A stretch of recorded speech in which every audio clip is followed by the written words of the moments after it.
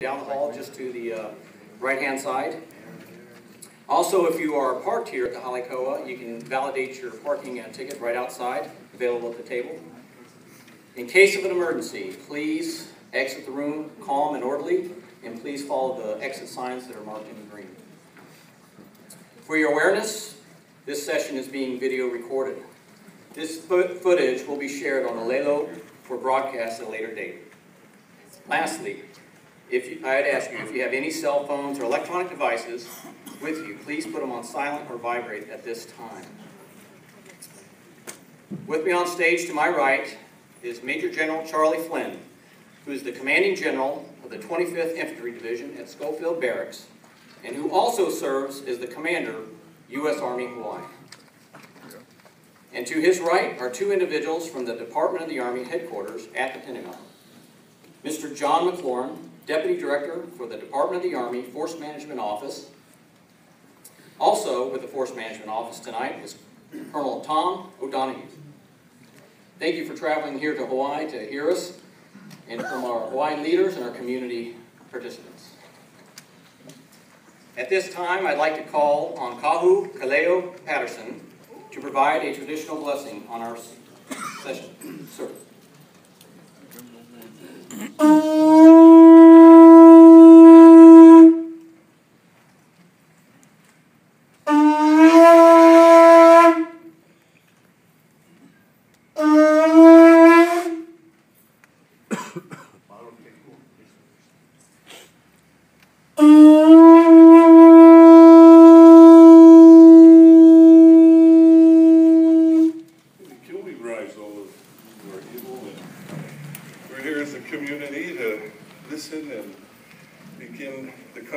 On the structured station, and let's pray together. Let us pray.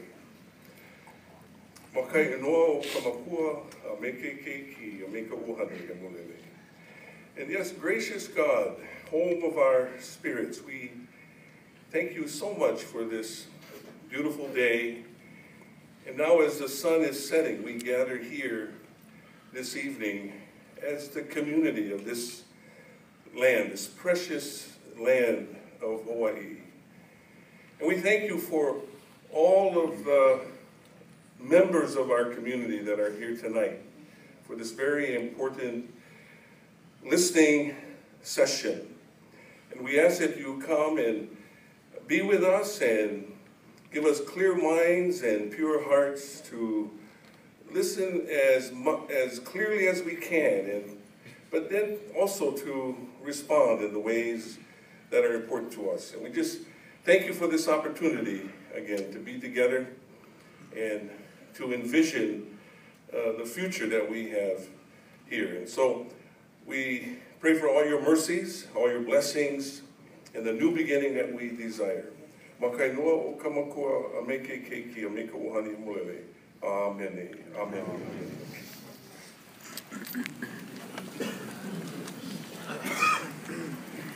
Mahalo. Ladies and gentlemen, at this time I'd like General Flynn to welcome us and provide remarks on the purpose of this community listening session. General Flynn, sir. Aloha. Aloha.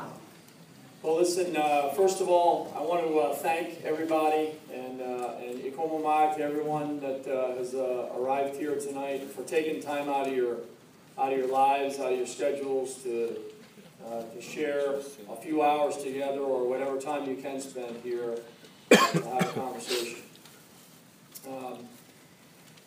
We have great representation across all the community members that are here with us tonight, and many dignitaries in the audience. Governor Ige, appreciate you taking time and being here with us tonight.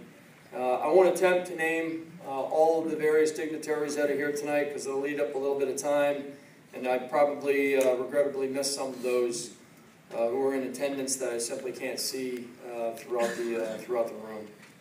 But I do want to sincerely thank each of you and everyone here tonight for this exceptional turnout. And we hope to have the same thing tomorrow night up at Leilua High School with many of you and from another group of folks across the island. But most importantly, I just want to express to everybody tonight that this is really a session for you and for us to listen to your word. As many of you know, due to federal budget cuts, the Army is currently reducing its active duty force from a wartime peak of 567,000 in 2010 to 490,000 soldiers by September 30th of this year.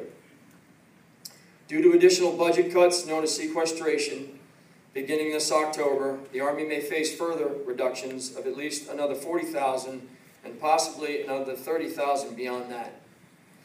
So as you might imagine, this is going to necessitate significant realignment to the Army's structure so that it can continue to best meet our nation's critical defense needs. Every Army installation has the potential to be reduced. So in the event that sequestration is not averted, in the worst case scenario, it could possibly mean a reduction of 19,800 soldiers and Army civilian employees and approximately 30,000 Army family members living in Hawaii. As a result of these looming decisions, the Department of the Army headquarters is conducting community listening sessions such as this one tonight and at 30 installations similar to Schofield Barracks and Shafter. And those are other locations where they could face larger cuts. These sessions began in November and thus far have been held in 10 installations to include Fort Campbell, Fort Stewart, and Joint Base Lewis McChord, just to name a few. The sessions will continue through March of this year for the remainder of the 30 installations. In fact, Mr. McLaurin has been to a couple of those installations, so he's been a few other rounds in some other locations important to the Army. It's important to note that while there could be impacts at as many of the 30 installations, Army installations under review, nothing has been decided by Army or political leadership at this time, and it's expected to be mid-2015 before any decisions are finally announced. The Army's been part of the fabric of Hawaii for over 116 years, and it's as important today as it's ever been. If we look at the Pacific region, it's comprised of 36 nations covering more than half the globe, and it contains 7 of the world's 10 largest armies. The Pacific region contains 3 of the largest economies and 6 of the most populous nations in the world. The Army conducts in excess of 200 engagements each year with the 34 partnered countries throughout the Pacific. And in 2012, the United States renewed its commitment to the region when President Obama signed the Defense Strategic Guidance, directing a national rebalance towards the Pacific, special emphasis on preserving peace, stability, and working as partners in this dynamic and challenging region. Together with our sister services here in Hawaii, the Army's been able to strengthen Pacific partnerships and alliances that will prevent future conflicts and protect national economic interests.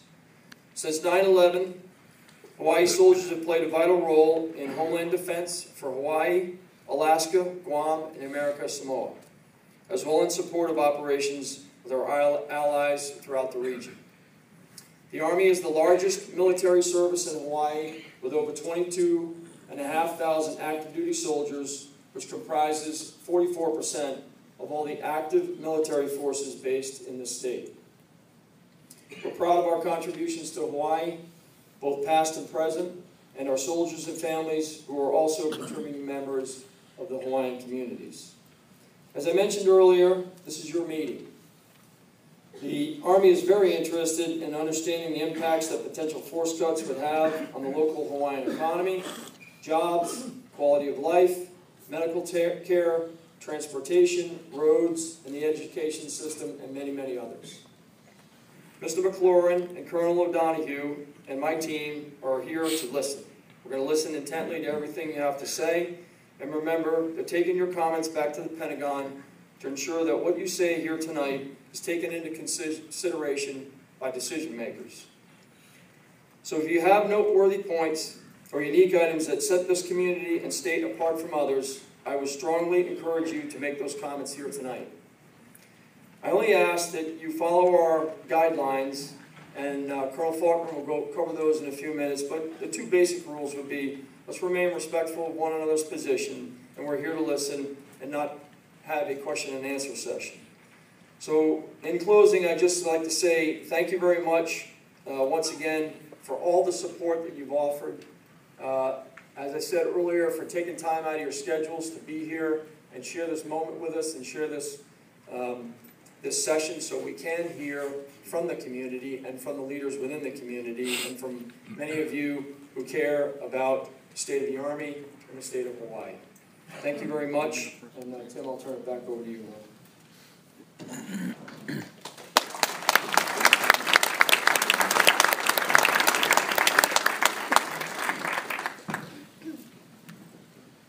Thank you, General Flynn. At this time, I'd like to call Mr. McLaurin to address us. Sir.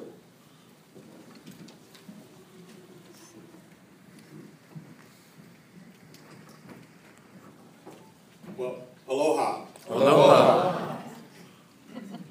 Yeah. I am particularly pleased to be here tonight with you because I have a strong affection for Hawaii, having been here multiple times, both in uniform and as a civilian. I appreciate all that Hawaii has to offer, not only to the general population, but also to the national security of the United States of America. I'm here to collect on behalf of the Secretary of the Army and the Chief of Staff of the Army your comments. When we started these listening sessions, it actually started in 2013 with that first programmatic environmental assessment. The Secretary was concerned that members of the community at large of those locations that potentially could be affected had an opportunity to actually speak to someone about their concerns. We have continued that process now with the supplemental PEA, which covers many more troops and covers many more locations. I look forward to hearing those comments and to taking them back. I will personally be responsible for communicating those concerns and comments back to the Chief and to the Secretary. It is my office that will be putting those packages together and responsible for actually speaking with them. So you will definitely have a voice. That said, I would encourage everybody in attendance that this really is your opportunity and the occasion for you to actually have a voice in what happens with regard to decisions that have to be made in the Army, depending on what budgets come to the Army. We have tonight and we have tomorrow night. Please feel free to communicate with us. We appreciate the fact that you're here. We appreciate the fact that you have allowed us to come here into your communities and listen to your comments. So thank you again. Look forward to hearing from you.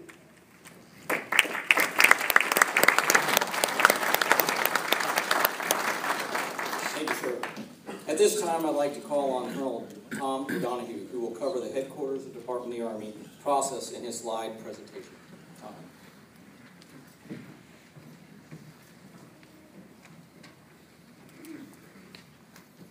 Aloha. Aloha. And thank you very much, everybody, for coming here. It's always humbling, and it's particularly humbling seeing people taking time out of their day to come to this session. And I personally greatly appreciate that. Thank you for that. Today's session really has two purposes. The first, which I'm going to try to cover in the next, I think, 6 slides, is just to give you some information on the Army's process, how the Army's going to make its decision. Second purpose is the more important, and that is to actually hear from you. I think that's been well covered already. So I'll get right into trying to explain the process. Next slide, please. I think just a brief roadmap where I'm going to go, so rather than spend time on it, I am just going to get right into it. So next slide, please. Okay, first slide. So what's happened so far? Because as most people know, the programmatic environmental assessment is a supplemental environmental. It's a supplement to the 2013 PA. So here's what's happened. In June of 2013, the Army announced its plans to reduce from a wartime high of roughly 570,000 soldiers down to 490,000 soldiers, approximately 80,000 soldiers. The decisions were made. That is underway now, and that will achieve 490,000 soldiers in October. For the most part, Hawaii was not affected by those decisions. But it is worth highlighting that those reductions, that there was a fair amount of slack in the system that led to those reductions, and that largely mitigated the impact, which again, Hawaii was not impacted by the decisions.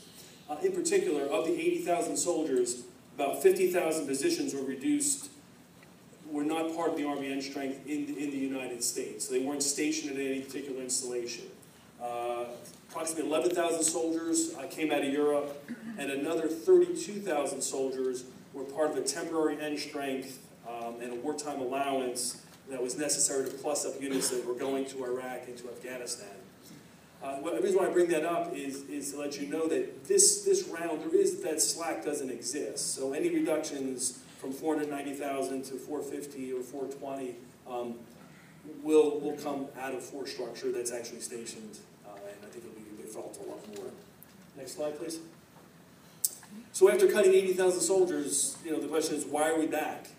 Why are we gearing up for another round of reductions? We're not even done cutting the 80,000, and here we are again. Well, we're here because the Impact of the Budget Control Act didn't end with the reduction of those 80,000 soldiers. There's a second round, kind of a kicker, called sequestration, which is part of the Budget Control Act. And under sequestration, the Army's budget will be reduced by an additional $95 billion. So the question is, okay, what does this mean in terms of end strength? The Quadrennial Offense Review 2014 laid it out very clearly in very clear numbers. It says that the Army will reduce its end strength to 450,000 soldiers by FY17, and under full sequestration, if it continues, the Army will draw down to 420,000 soldiers by fiscal year 2019. Next slide. Next slide really just discusses the fact that we didn't anticipate this magnitude of cuts. So we did our programmed environmental assessment, made some announcements back in June of 2013. We didn't anticipate cuts to that magnitude, so we were looking at a 490,000 end strength Army. Now we were forced to do a supplement in order to look at cuts at 450 and then as low as 420,000. Next slide, please. Okay, well, no briefing from the Pentagon is going to be complete without at least one of these kinds of slides. So, I had to get in there, so here it is. It's not quite as bad as it looks. So, I'd like to just talk through it really quick, because this is the Army's process. How does the Army decide where it's going to, take troops, where it's going to cut troops? In the upper left-hand side, if you can actually read that there, you'll see that the Army doesn't start off with a blank slate. There's a lot of factors that are given to, a lot of information that's given to the Army. We get input from the budget, from the Budget Control Act, Quadrennial Defense Review, there's Total Army Analysis, there's all sorts of strategic guidance. It tells the Army a lot of what it's going to do. Moving along to the upper center, you can see the environmental and socioeconomic impact that we've done. That is part of the process. We look at those factors as well. Next, in the upper right hand, you'll see information from today's session. Community input, listening session input will be part of the decision process, and that's what we're here tonight to gather. The Army also considers the military value analysis, which I'll talk about on the next slide, which also happens to be the last slide, so you can be very happy about that. And we also look at some other factors, strategic considerations, and it becomes all part of the decision process. All this information goes up through a series of general officer steering committees, the 1-star level, 2-star level, 3-star level, the ultimate decision being made by the Secretary of the Army and the Chief of Staff of the Army. Okay, next slide, please. So in closing, here's a summary of the factors that the Army considers in this process. First, the military value analysis model. It looks at the factors that are important to a brigade combat team, and including training assets, training availability, the ability, project force, so power projection capabilities, and soldier well-being. But beyond the MVA, the military value analysis model, there's other things we look at. Strategic considerations are an essential part of the decision process. We need to make sure that we have the right forces in the right place based on the threats the nation faces today and will face in the future. Cost and efficiencies, that's always a factor. I mean, money always matters, but it matters quite a bit when you don't have much. So at this time, cost and efficiencies are another factor. And then there's other factors, including readiness, statutory requirements, and feasibility. Next slide, please. So now that you have an idea of the factors that go into the Army's decision process, I'd like to turn the session over to you to learn what information, what messages you would like us to carry back to the Pentagon and to the decision makers. Thank you very much for your time.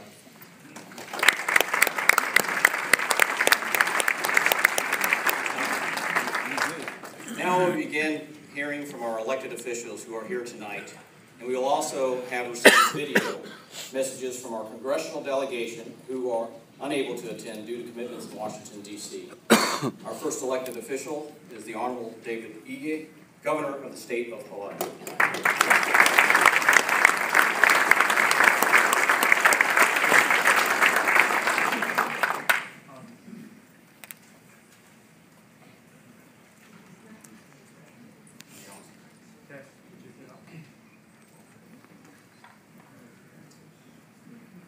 So they will hooked up. There's no wire. Wireless. Go the other one. You know better? Go the other one. Yep, the other one works.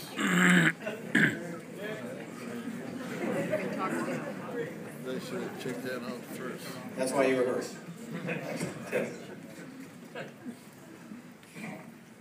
Thank you very much, Mr. McLaren and the rest of the listening team. We really do appreciate the U.S. Army deciding to come to Hawaii so that you can hear the voices from our communities. We really do applaud that effort in order to give the most affected communities the opportunity to really share with you the concerns that we have. It is an honor to be here on behalf of the people of Hawaii. The U.S. Army has become such an integral part of our communities, going back from before statehood all the way through the current day. There are soldiers have become such an integrated part of our communities, from education to businesses. It really affects each and every part of our community. And being the most geographically isolated community on the planet, I think the impact of the force reductions on Hawaii is significantly magnified because there is no other community other than the state of Hawaii. I do have a proclamation here declaring January 27th and 28th as Save Hawaii's Heroes Day that we executed with Lieutenant Governor Tsutsumi, just as an expression of our concern and our commitment for the state of Hawaii to be a strong partner with the U.S. Army in hopes of expressing our commitment. I cannot tell you what a difference on a young child's face when a soldier shows up in uniform to read to our children as part of our literacy program. Most importantly, your Army forces have engaged in partnership with our public school system all throughout the community, and it clearly makes a big difference. Beyond that, I would just like to share a personal story with you. You know, when I graduated as an electrical engineer from the University of Hawaii, I did have many job offers. Most of them were on the mainland. I had one job offer from a local company to do work on Ford Island for Commander 3rd Fleet. The military presence, the U.S. Army presence in Hawaii is more than just the women and soldiers who serve the Army. There is significant impact to our community, giving our young people and many others the opportunities of a lifetime to pursue careers in building their families and future here in our islands. And I just wanted to express that to you personally. The proclamation does talk about the statistical impact of the reduction in terms of our business and your business impact in the islands that I would like to share and offer for you to the record. I do want to again close by thanking you for spending time here. We do know that you will learn a lot from our community about the impact that the U.S. Army has here in Hawaii. So thank you very much for this opportunity.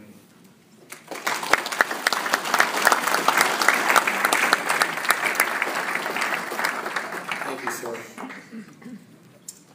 And now we'll go to Aloha. Senator Schatz. Good evening.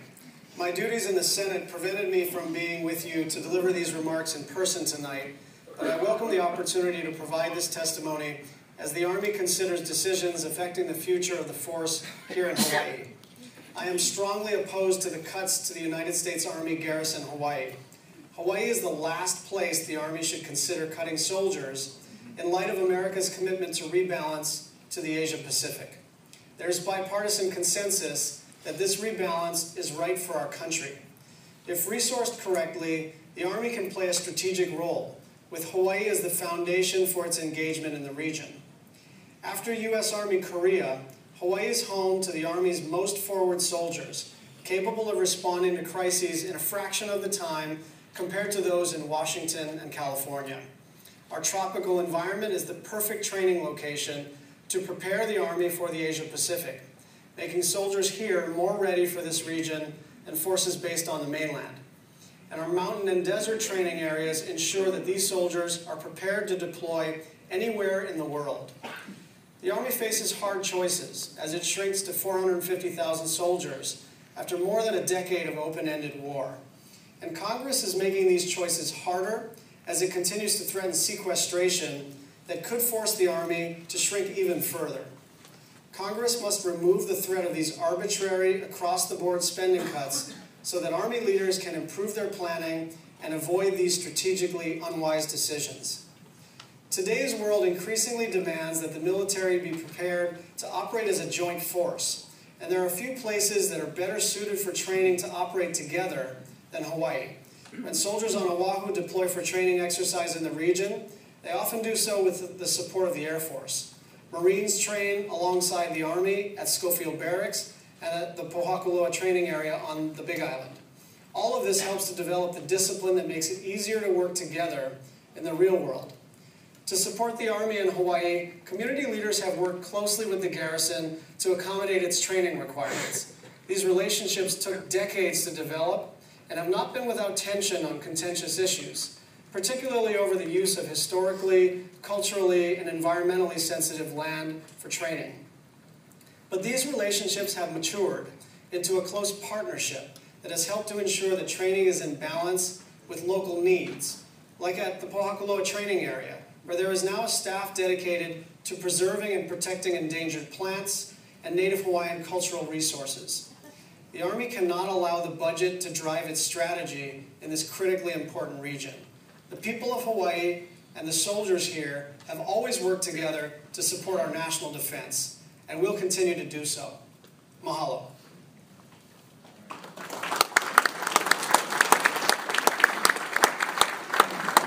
Next video will be from Senator Hirono. Aloha. I want to thank you all for being here today and for participating in this important listening session. I appreciate the Army providing Hawaii the opportunity to ensure our voices are heard, and the Military Affairs Council of the Chamber of Commerce of Hawaii for reaching out to the community. I also want to thank the men and women of our armed forces and their families who serve our nation so honorably. Because of your sacrifices, our nation remains free and safe. Today, I join my fellow members of Hawaii's congressional delegation, state and county elected officials, Governor Ige and Mayor Caldwell, and other leaders in our community who support the military's current force structure in Hawaii. Keeping our military strong in Hawaii is vital and requires all of our full efforts working together. While I am not able to be with you in person, I have seen your schedule and all the Army representatives participating. Thank you.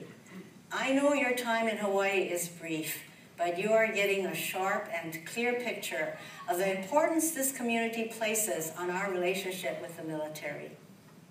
The battle in Washington, D.C. over how to address sequestration is real. As a member of the Senate Armed Services Committee, I have heard directly from our nation's military leaders about how sequestration has negatively impacted our military's readiness. Our national economy is improving, and we have cut the deficit significantly. As far as I'm concerned, we should eliminate the sequester. We've already seen in real life how devastating and serious these cuts were, and the cuts that will come in 2016 will be much worse. The 2016 sequester was and is a huge concern to both the outgoing chair of the Senate Armed Services Committee, Senator Carl Levin, and the new chair, Senator John McCain. Serious to all of our committee members and our military leaders. We know that sequestration cuts compromise our military's readiness and therefore threaten a prime mission of our military.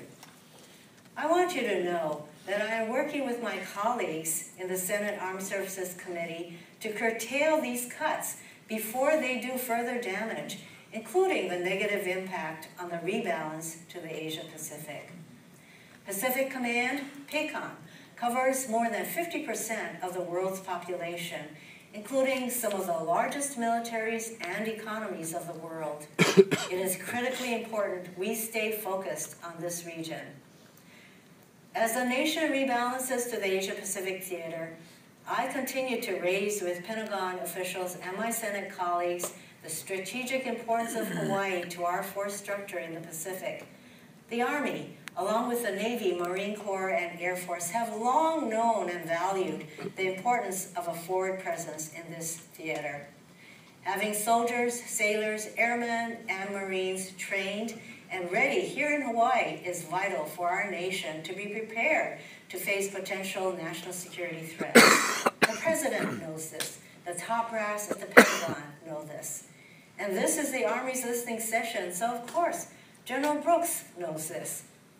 I know that Admiral Harris, Admiral Locklear, General Robinson, General Tulin, and all of our other military leaders here, and all of you know this.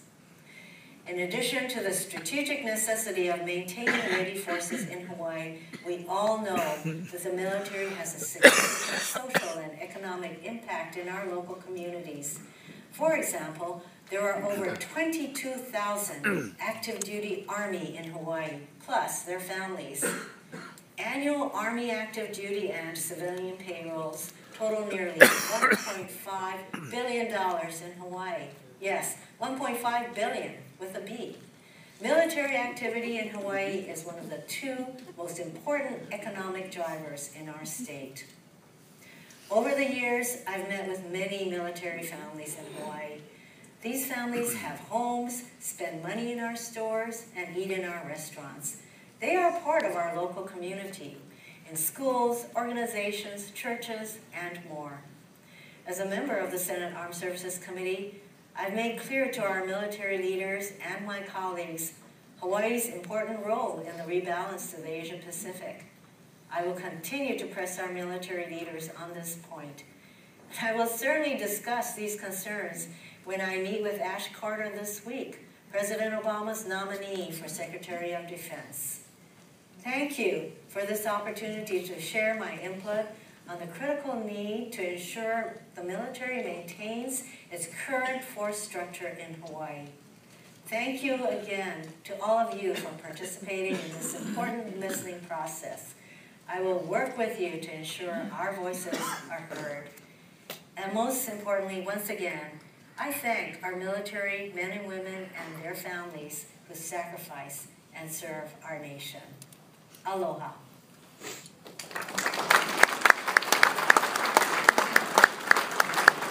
Next is Congresswoman Gabbard. Aloha and mahalo to all of you for attending today's public listening session regarding the potential downsizing at Schofield Barracks and Fort Shafter. As you know, the issue before us today is a very serious one. These two military installations are critical, not only for Hawaii's economy, but to the national military strategic posture of the United States. Importantly, the Army's presence in Hawaii has always been rooted in the significance of Hawaii's geographic location. Nowhere else in the world is it so clear that our economic and national security interests are deeply impacted by potential threats arising in the Asia-Pacific region. The United States Army's mission, executed from Hawaii's geographically strategic location, forms the backbone of the U.S. strategy in the Asia-Pacific region. However, we are presented with difficult choices, largely as a result of the Budget Control Act of 2011. In my opinion, these blunt, across-the-board sequester cuts, which provide no flexibility, are not good policy, and we're seeing exactly why here today. The worst-case scenario that's facing us is the removal of 19,800 service members and civilians from Hawaii. That's 3,800 from Fort Shafter and 16,000 from Schofield Barracks, and an associated 30,000 family members. The estimated impact of this removal would be a decrease of 5% of Honolulu's population and a $1.35 billion hit to Hawaii's economy. Such drastic action would create a ripple effect for defense and military spending in our state, which makes up 18% of our economy. While there is an obvious need for economic diversification, and we must continue to strive for that, that goal must be pursued in tandem with keeping our strongest industries productive. A loss of this magnitude would also mean crippling impacts to the unique and indispensable assets available to Pacific Command for regional security and stability. The loss of Army forces stationed in Hawaii would fundamentally undermine current efforts to build a sustainable U.S. military presence in the Asia-Pacific region, and it would limit our ability to build relationships proactively with partner countries, to build those friendships which really promote stability in the region. This forum here today is how you make your voices heard. No matter what side of this debate you fall on, I appreciate that you took the time to come out today because your attendance is an exercise of civic duty and is essential for all of us. The questions surrounding the potential downsizing are significant to our community. I wish I could be with you there today as you discuss an important part of our state's future with so much at stake. I'm listening to your concerns about the implications of these potential cuts at Schofield and at Fort Shafter, and I encourage you to contact me personally with any further questions or concerns that you may have. Aloha, and I wish you a productive listening session today.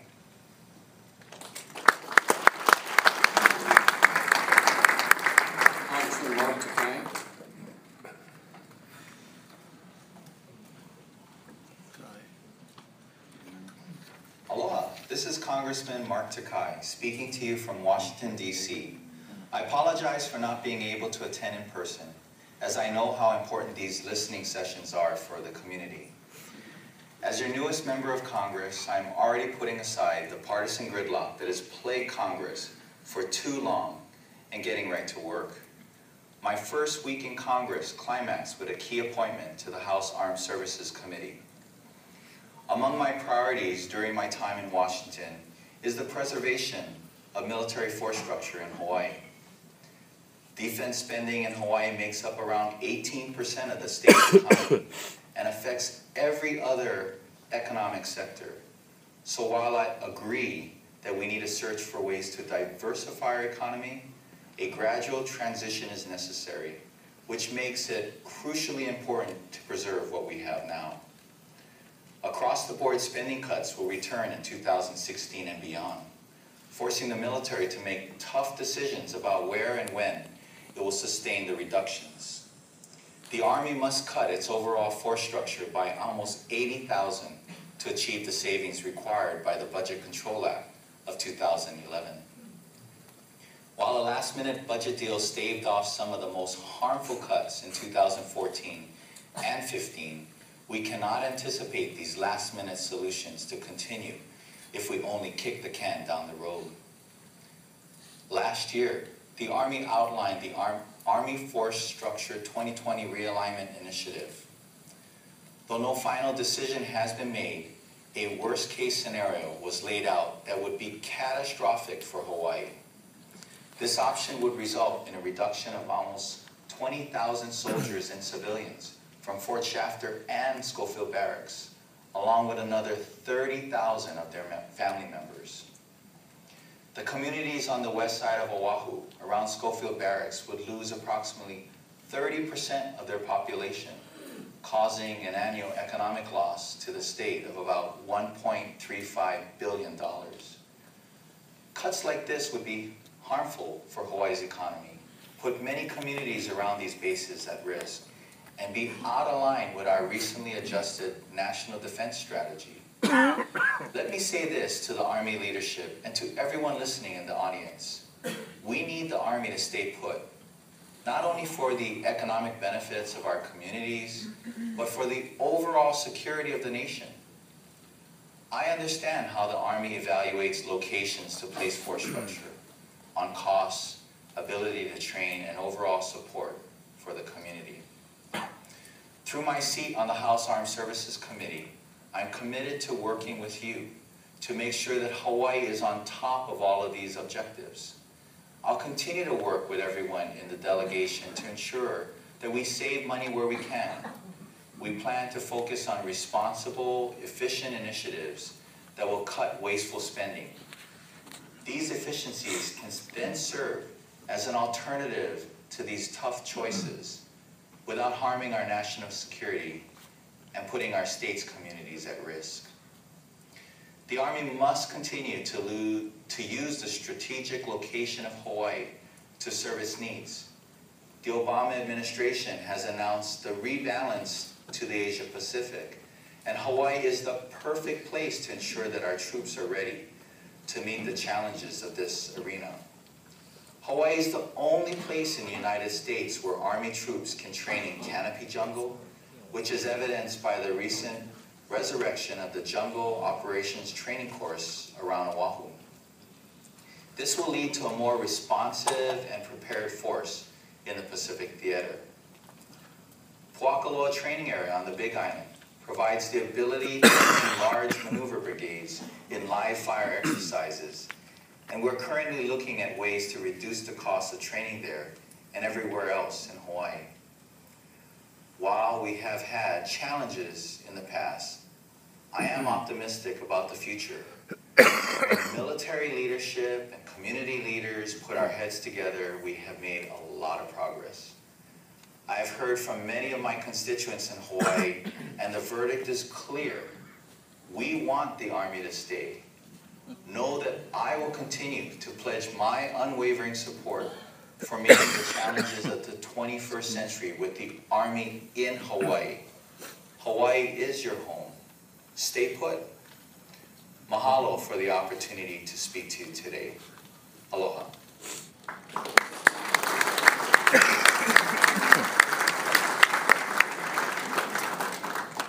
Our next elected official, the Honorable Oren K Tsutsumi, Mayor of the City and County of Honolulu.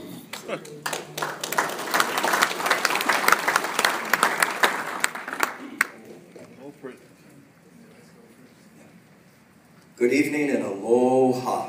Aloha. It's so good to have our folks from the Army here today, and it's great to have our folks from our community today here. So many people came into Waikiki. Not an easy place to get into, not an easy place to get out of, and you came here because you care and you love our community. No matter where you stand on the issue, I want to thank all of you for showing that you do care and you love this place. I wanted to tell you a story. You've heard a lot about the impact of any cutbacks on our bases at both Schofield and Fort Shafter. But I wanted to tell you about making a lei. I brought a lei with me.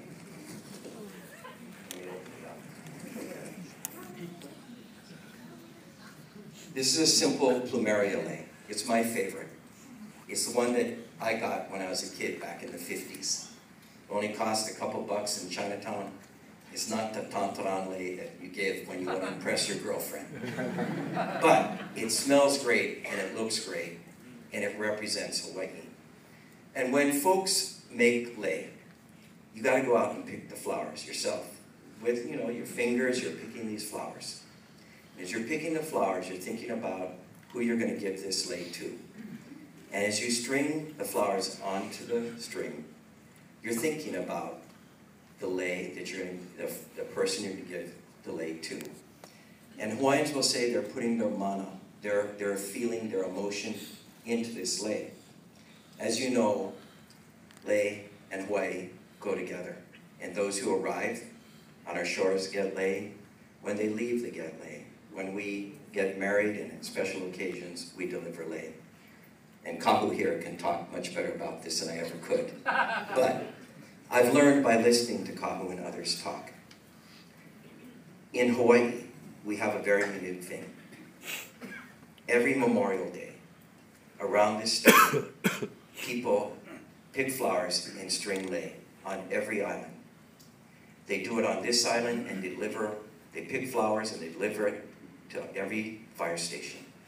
And lei are sown in those stations. They bring flowers to Honolulu, our city hall. Hale means house. They string lei there. And they do it on every other island, and the lei are delivered here to Oahu. And they're put on the graves of those who gave their last full measure of devotion, as Abraham Lincoln talked about in the Gettysburg Address, who are buried in Punch Bowl. Every single grave gets a lei, 40,000. How does that happen? It's a completely voluntary effort by the people of this community because we love our military. And we recognize the sacrifice that you make, both those who gave their last full measure of devotion and those who sit on the stage today, who put their lives on the line when they serve on the front line, away from your loved ones. And it is a huge sacrifice. We recognize that, and we try to return the aloha through this volunteer effort. And this morning I mentioned, we are unique in Hawaii. Punch Bowl is the only national cemetery in the United States. We have Arlington, which is the national cemetery. There's only one other one, and that's in Europe, at Omaha Beach, in Normandy. And for anyone who's gone to any one of these three cemeteries, it is chicken skin in terms of its beauty, its peace, its silence, and what it speaks and the stories that it tells. And that story is alive and well here in our community in Honolulu. I think just in the time since I first ran for office for the State House when the Iraq War started in Afghanistan. And as our troops are sent, Marines from Kaneohe and troops from Schofield, things got quiet in these communities, really quiet. The businesses in our communities fell quiet. They didn't do very well. Some had to shut their doors and file bankruptcy. But neighbors fell quiet too, because their friends left. And they left behind spouses and children who were sad and worried and scared. And we reached out to give them love, formed organizations, but we felt the impact of that in very dramatic ways. And it's just a small example, I think, of what we'd feel if you were to cut 16,000 people out of Schofield and almost 4,000 out of Shafter. The same kind of silence would fall, and the impact would be deafening to this community. We love what you do. We recognize the importance, and we believe that, particularly in Hawaii, we serve an incredible, important function. And we want to make sure that it stays healthy and strong by you maintaining the troop strength that you have today. Now, some may argue, and I'm interested because I'm very interested in trying to find more affordable housing, that if we had a reduction, that spaces on base would become available for housing. And yet, we look at Kalailoa and Barbers Point and the shutting down of that base over a decade ago. And any of us who drive out there today will see crumbling infrastructure, barracks that are falling down, banyan trees growing out of the sides of walls, kiawe trees growing out of parking lots. and wasting assets. It's a tragedy. And both the city and the state have been offered parts of that base under the condition that should we take it, we have to improve the infrastructure, sewer and water. For the city's portion, it's almost $1 billion. We're just working hard to find more money for our rail project. And so we have not touched that. We have not touched that. As much as it's a beautiful asset. But it costs a lot of money to do this. And my point that I'm making is that while people may think automatically you He's get a true politician, this back, dude. part of a base back, it's not that simple. And I think the economic impact of losing these troops, $1.3 billion out of a $14.7 billion budget, almost as large as tourism, is something that I don't think this island can afford, nor do we want in any way. So we've worked really hard. Carol Kai and I teamed up to be co-chairs of Keep Our Hawaii Heroes, because you are our heroes, and we want to keep you. We worked really hard because some of the folks on the mainland also had petition drives and did pretty well. But we worked during the holidays, when most people are out there partying, celebrating, opening Christmas presents, going to New Year's parties. Folks in this room went all over this island and around this state gathering signatures. And we have here today 41,056 signatures and climbing that we want to deliver to you.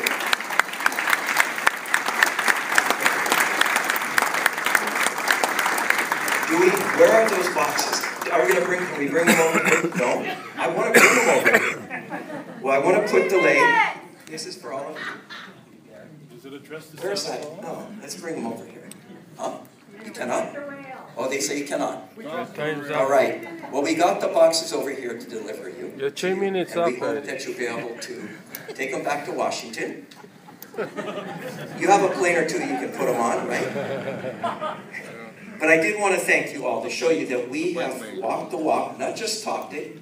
I think the people of this community have spoken loud and clear that we want you to stay here. We want you to stay in the true strength that you have here.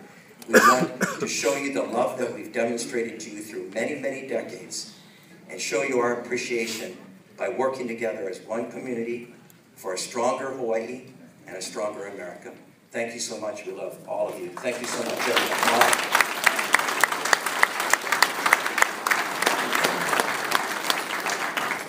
Next is the Honorable Will Sparrow, Vice President of the Hawaii Senate. Sir. Public safety.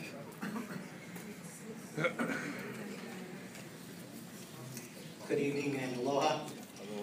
Deputy Secretary McLaren, Major General Flynn, Colonel Donahue, and Colonel Faulkner. First, I'd like to state that I'm from a proud military family. My father served 21 years in the United States Navy. My brother served 4 years in the U.S. Army. Currently, I have a son who is a captain in the United States Marine Corps, deployed with the Black Seas Rotational Forces now. And I am the chairman of the Public Safety, Intergovernmental, and Military Affairs in the Hawaii Senate. The 28th legislature convened last Wednesday on the 21st. And one of the first resolutions that both the Senate and the House passed is the resolution that I distributed before you. You have Senate Concurrent Resolution number 3. And at this time, I'd like to read this so that you and others can hear the importance of the Army. Whereas, as part of its 2024 structural realignment, the United States Army is currently considering a proposal to eliminate 16,606 active duty soldiers from Schofield Barracks and 3,786 active duty soldiers from Fort Shafter on the island of Oahu. And whereas, our nation's rebalance to the Pacific has real consequence to Hawaii because our state's economic security is directly linked to our national security. And whereas, to date, more than $9 billion has been spent to reposition assets and capabilities into the Asia-Pacific region. And whereas, the United States military has signed a defense cooperation agreement with the Philippines, placed 2 additional U.S. Navy destroyers in and deployed tilt-rotor Osprey aircrafts and Global Hawk drones to Japan, and the Marine Corps is recruiting troops in Australia as plans move forward to relocate Marines from Okinawa, Japan to Guam and then Hawaii. And whereas North Korea is a notoriously unpredictable and dangerous nation, and China's aggressive military growth, its lack of transparency, and its pattern of increasingly assertive behavior in the region make the need for a visible American presence all the more important, with Hawaii as a critical forward deployment location.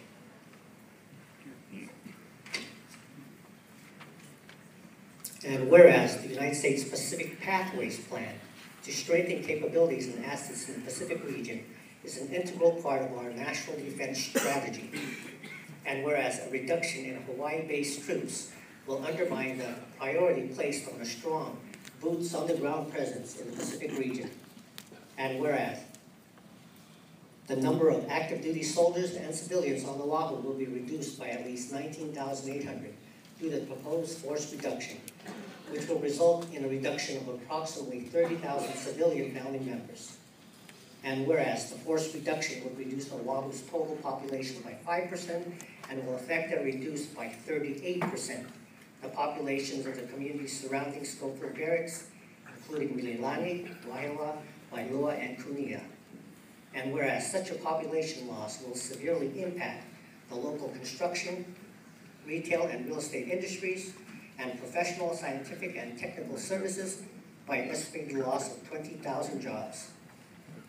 And whereas the total economic impact of the proposed force reduction will greatly hurt Hawaii's economy due to an estimated payroll loss of $1.5 billion, a loss of $400 million in military construction funding, and an estimated loss of $9,200,000 in general excise tax revenues.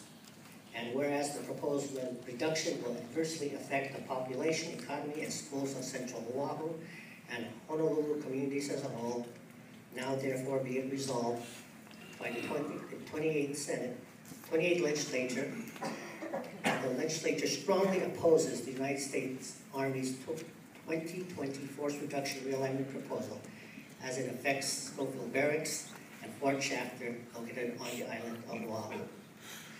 The leaders of the Pentagon and President Barack Obama often speak of the Asia-Pacific pivot and the need for a strong military in our global situation. Obviously, with this pivot, Hawaii is an integral part of our nation's defense. And unless we plan on maybe battling Canada and Mexico, in the event there is a sequestration, and in the worst case scenario, the presence of our military in Hawaii should be exempt, and we should not be a part of any sequestration. It's obvious that with this forward deployment, we are the closest to the potential hotspots that will impact our world. And we ask you to consider all of the testimonies tonight and consider the importance of our nation's security. Thank you and aloha.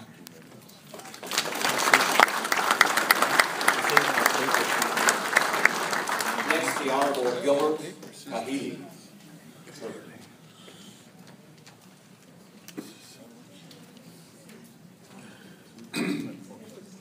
Aloha, Major General Flynn, and General 25th Infantry Division, Mr. John McLaughlin, Colonel Thomas Donahue, and distinguished guests.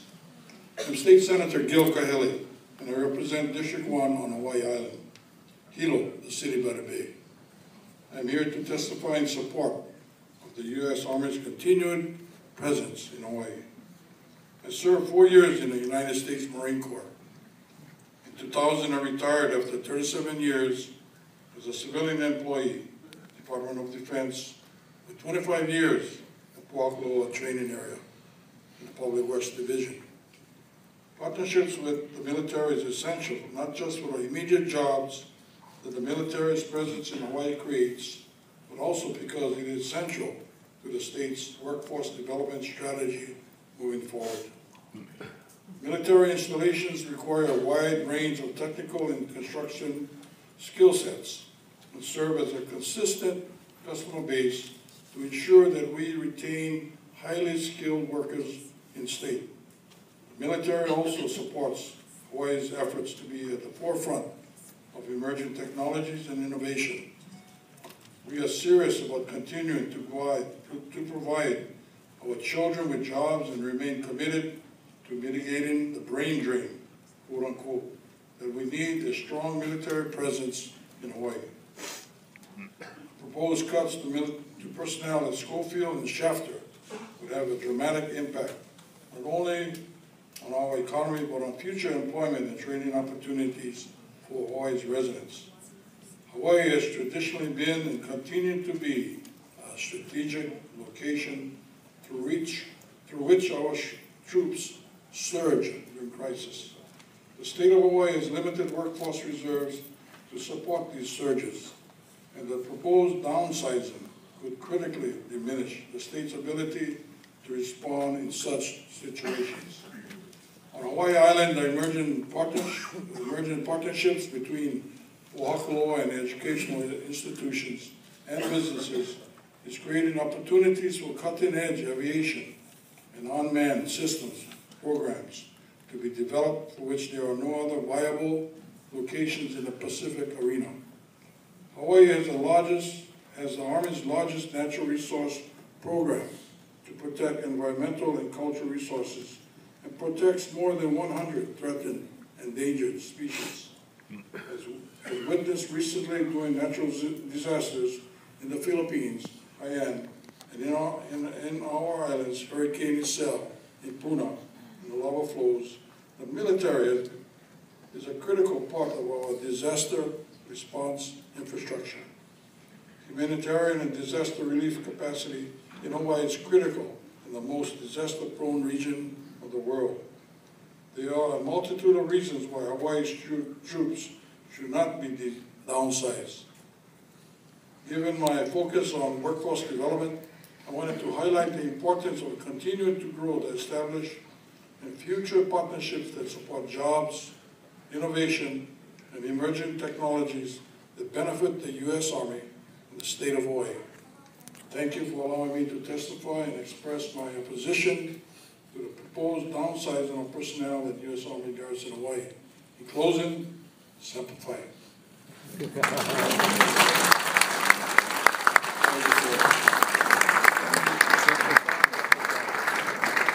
Next, I'd like to have the Honorable Glenn Wakai.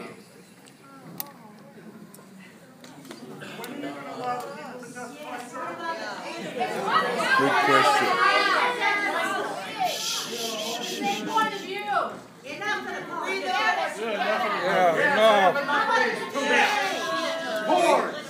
Democracy! Ma'am, everyone. Not just the politicians! We're tired of these drug We're sick addicts. of it!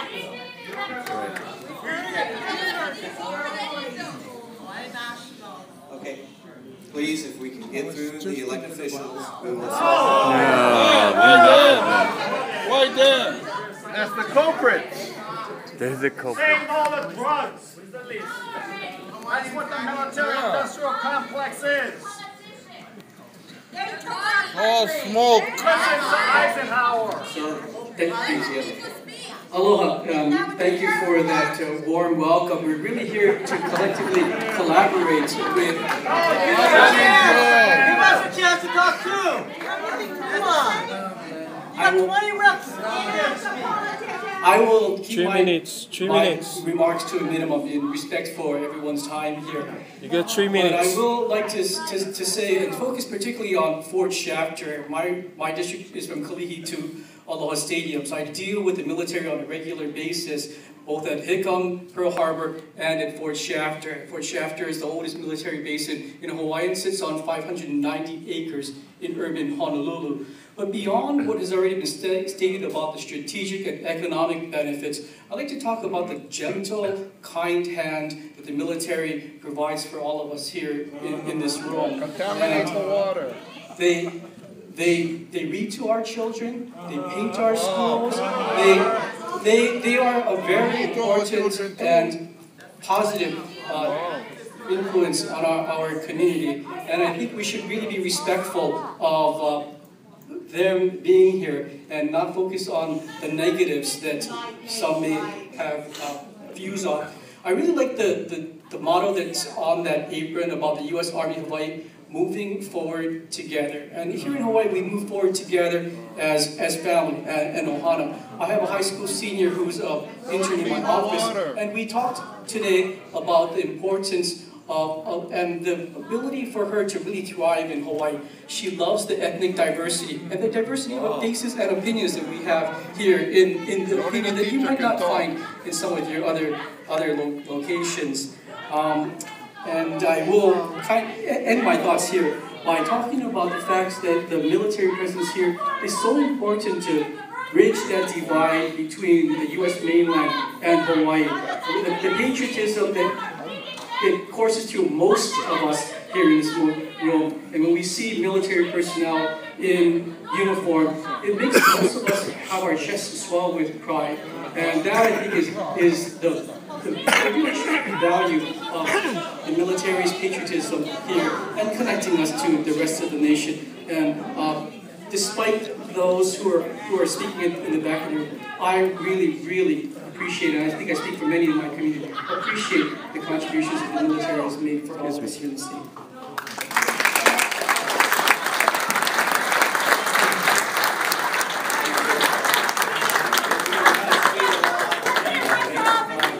People demanding to speak. Somebody wasn't elected, say something. She has kingdom rights. She has kingdom rights.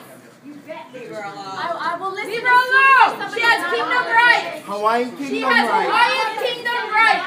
Under occupation, under the laws of colonization, under the United Nations laws of colonization, she has Hawaiian kingdom rights to not be assaulted by your officers. That's right.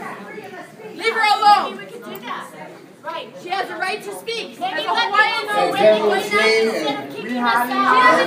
Distinguished members, I apologize for the hila of all my friends over there. I apologize for that. And I'm proud that I'm a member of the 25th Division, and I salute the members here. Enough has been said about these already, so I will not talk anymore. Except the State House of Representatives overwhelmingly voted for you. So please consider what the majority wants, not the loud minority. Thank you very much.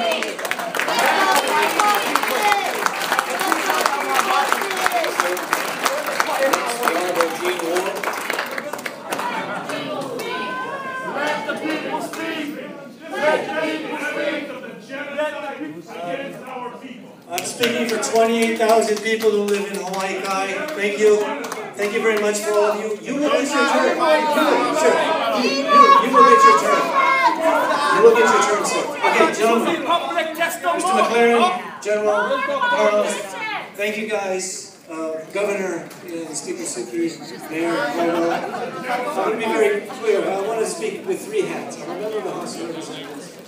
And did you know that we have the highest per capita number of veterans in the United States in this state? Line up to speak. A lot of veterans here who have served the country, the highest in the state. So when we pull back, we not hurt only the people, but we hurt the veterans who are the core of the people of the state of Hawaii.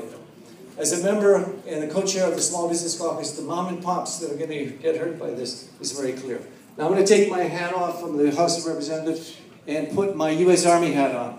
I was a member of the Vietnam, I'm supposedly the only veteran, Vietnam veteran in the State House. I was a translator interpreter in Saigon. And I learned that the tail doesn't wag the dog strategically. As Senator Schott says, budget should not be the prevailing discussion of how you do a strategy. Right now, if we cut back our army, we're going to be the size of Burma and the size of Pakistan's army. Even Iran's army is bigger than us. So the whole point of cutting back to save money versus the strategy, you're never going to recreate a Hawaii. You're never going to have the strategic position. Last statement, as a Peace Corps volunteer. I served the humanitarian efforts in Malaysia as a volunteer, and I served as a Peace Corps country director in East Timor.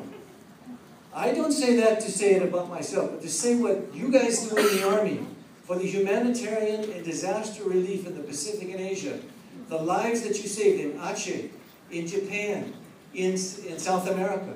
That humanitarian effort is just invaluable. And if you pull back and you pull back that life-saving and goodwill, as you know, the diplomatic corps spoke very much in favor of this earlier this afternoon. The goodwill that we generate with the Army here is invaluable. So gentlemen, my point is, do the right thing, keep the military here, let our heroes stay home. Thank you.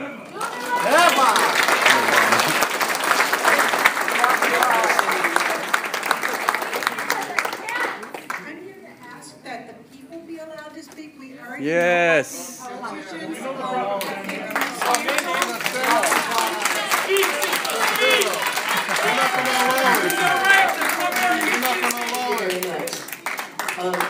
Good evening, everyone, and aloha. I come from the Big Island. Pokalua training area is in my district, so I just want to take a quick moment to say that what has not been talked about is your slide. That really, it starts in 2011, and there was a lot of decisions made. But I think the message for me is the relationship we've had with the Army is not started in 2011.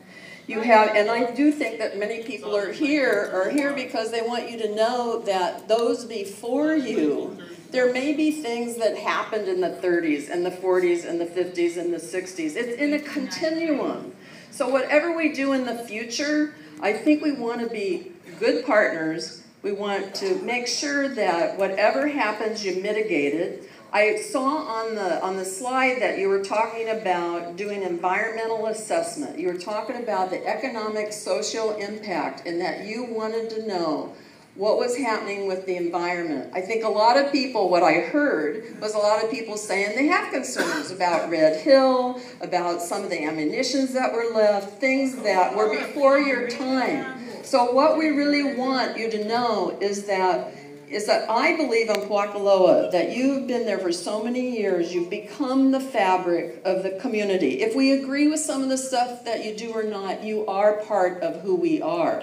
And what we want is that respectful, moving forward together in a respectful manner, listening manner, and that's what you're showing tonight. So I thank you so much for coming out and giving us a chance to listen, and I agree, let's hear from the people, and please let them know what you think. Thank you. Aloha. The Honorable Linda Ichiyama, please. If we could request an interruption from the politicians' parade, if we could have some people speak for another 10 speakers, could we have that as a compromise? I would be willing to have somebody alternate with me. That's fine with me. And I can go afterwards, maybe? Can we give three? Just please keep your comments as short as possible. We'll get through 3 more, and then I'll kind of go over the rules here. Go ahead, Mia. Okay. I'll keep my remarks short. I just wanted to say I'm here tonight as a member of the state legislature. My community is right next to Fort Shafter, but also as a member of the community. And as a person who is a direct beneficiary of the presence of the United States military in Hawaii. I'm the oldest of 4 children. My mom was a single mom. And I remember that because my dad wasn't around, it was really hard for us. And there were some times when my mom would come home and she would say, I don't know, we can't buy any more food for this week. We have to just eat what's in our cabinet for tonight. And my mom worked as a vice principal at Solomon Elementary School over at Schofield Barracks. If it wasn't for the presence of the military, I don't know that she would have had that kind of a job and would have been able to support the 4 of us and send 3 of us to college. So I'm an example of the effect the military presence has here, a very positive effect. And I'd just like to share that with you. Thank you. Thank you.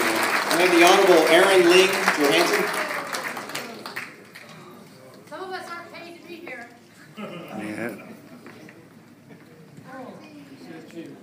Thank you so much for being here, and I'll be very brief. I represent Fort Shafter and many of the affected communities immediately around the Fort Shafter and Pearl Harbor area. My family moved into the area in 1959 because my grandfather was a civilian shipfitter at Pearl Harbor. In fact, there during the second round of strafing, hiding under a wheelbarrow. So like many families in the area, we moved there specifically because of the draw of the military. I think much has been said about the positive aspects of the military, but I think the one aspect that I also wanted to point out that makes Hawaii uniquely suited to continue to host the military, not just the geographical terrain, but I think as the traditional gateway to Asia, and with so many visitors from Asian countries, there's a unique ability for United States military members to be able to interact with a culture that they may be interacting with as they engage the broader Asia-Pacific theater. And that's something that can't always be taught in school. It's something that sometimes has to be learned through interaction with others. And I think that is a very unique benefit that Hawaii offers to our U.S. military as it continues to engage the Asia-Pacific theater. Thank you again. Brigadier General Joe Logan, Adjutant General, Hawaii National Guard. Last speaker.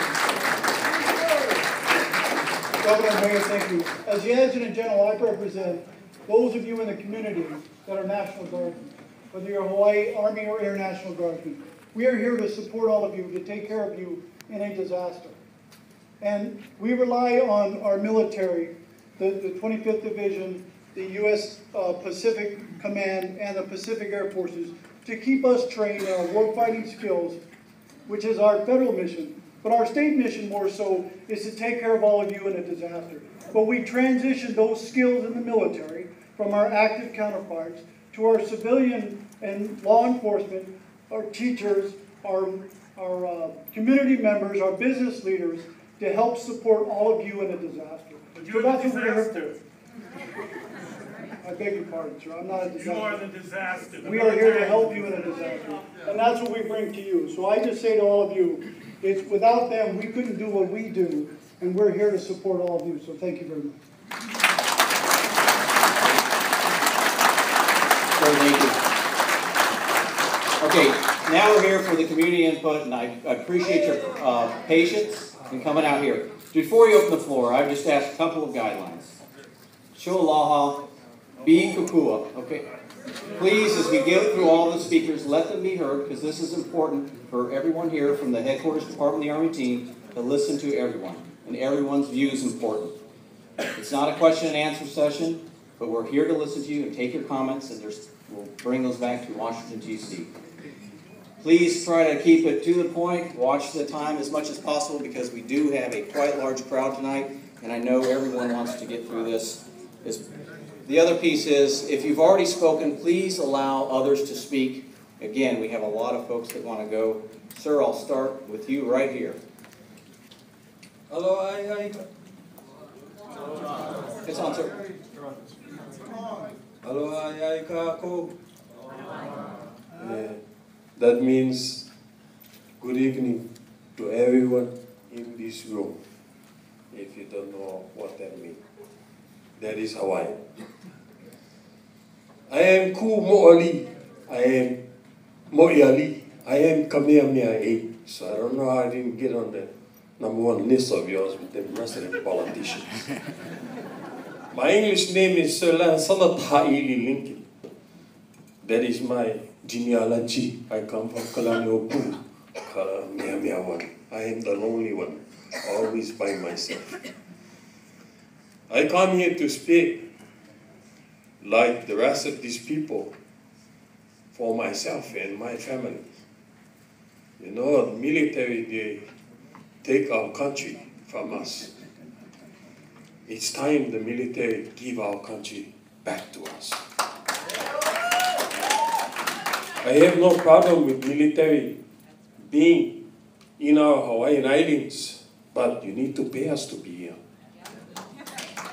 You owe us back rent for being here for the last 116 years that you've been here. You have destroyed a lot of my sacred places here in the islands for my people. One is right up there in Schofield. Aheo, no longer there anymore. This ground here is very sacred. We are part of this land, sky, ocean. That is our people's way of life. We are all here as ohana, as family. You know, with the technology that you have today, you don't need boots on the ground. We can see that if you watch CNN. They just send a drone, blow people up. That's all you need now.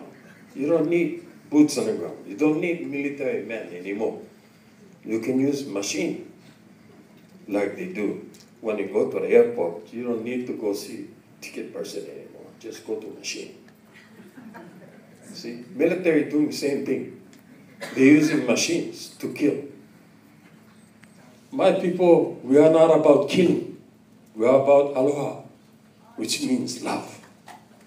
All people, not just our people, but every other race that has made our land their home, including the military. We treat all with respect. That's all we want is the same respect, please.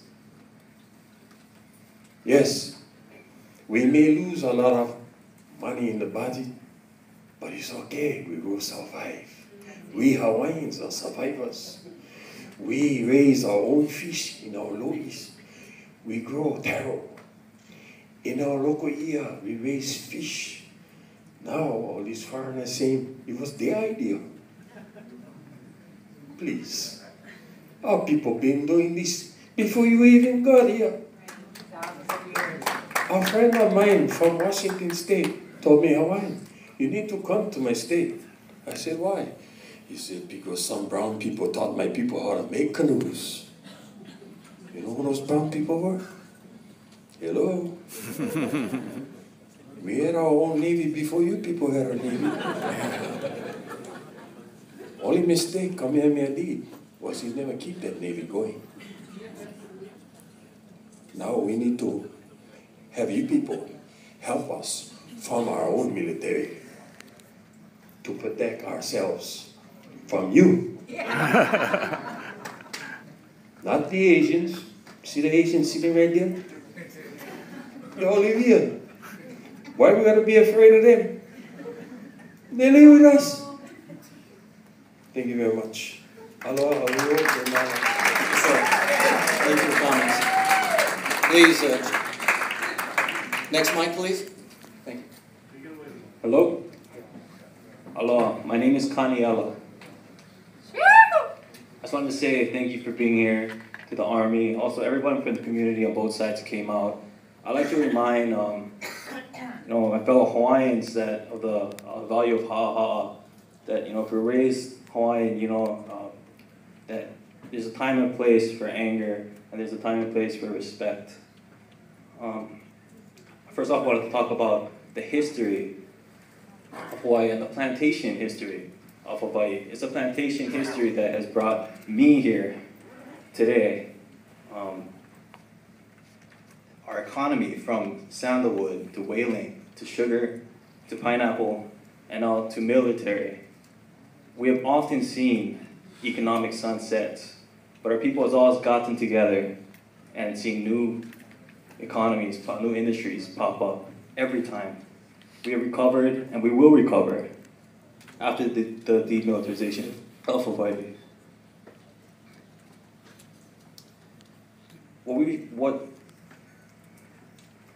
Oh, I forgot the fact to mention that I'm an elected official. I'm the only elected official from the county, state, and federal government who supports the Army's reduction of services.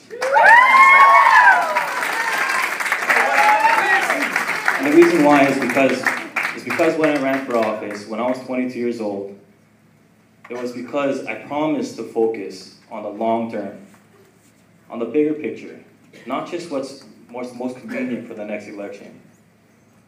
And so long as we are economically dependent on the military, the threat of leaving, the threat of you folks leaving us will always be imminent.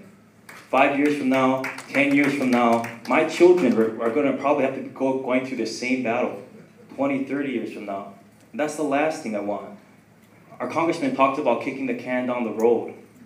To keep you guys here, we'll be kicking the can down the road. We have seen this time and time again. In Lahaina, in the closing of Pioneer Mill on Maui, that's the island I'm from, we didn't focus on what's next. We focused on strongly opposing them leaving. We wanted to hold on to a waning industry. And what happened was a big battle, a big fight, with no plan, no exit strategy. And now there's just a big dust bowl over there, and a lot of displaced workers. We need to focus on attrition, job attrition, land acquisition, cleanup, and housing, affordable housing development. Hawaii's congressional delegation and other agencies could create a substantial economic transition package to assist dislocated workers with training and employment, similar to what we do after hurricanes or other natural disasters. We should have short-term relief and long-term investment. And of course, there's the moral argument. We are a place of aloha, a place of okahi. But our economic livelihoods in Hawaii, we depend on ongoing war and strife overseas. Is that how we want to live? No. The economic impact of losing these troops will be felt, to be sure. But the economic possibilities give me hope for my children, to be able to have the freedom to choose their own destinies, to chart their own economic futures without the need for the federal government for the first time in the history of Hawaii. Thank you. Thank you, sir. Thank you. Ma'am? Oren K Kealoha. My name is Moani Keala Akaka. I'm from the Big Island of Hawaii. First of all, I'd like to say that my family, my immediate family, has over 160 years in the military and in the civilian military, the military civil service. So, and my son-in-law was a helicopter pilot from the National Guard, regular National Guard. He was there every day as a helicopter pilot, a Black Hawk pilot. So I've been asked to read and get on the record a letter to the editor that I had in the Honolulu Advertiser on Saturday. First of all, I would say that I am all, in spite of my military background and my family, I am all for the downsizing. It's about time. Cut the military on the Big Island too. I applaud the formation of the Oahu Council for Army Downsizing. Many on Hawaii Island feel Pohakaloa should follow suit.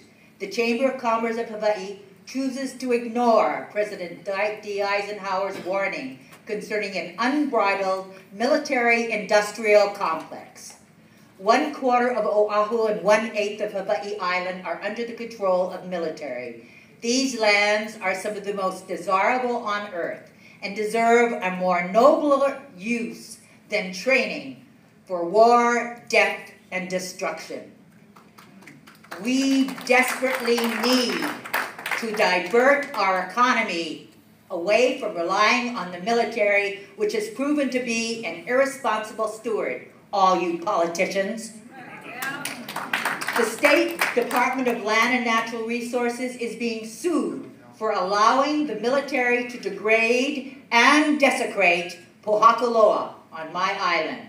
It has a constitutional duty to protect our natural resources and health. The United Nations Working Committee for Indigenous Peoples states that the military should not be desecrating our historic sites. You know, enough is enough.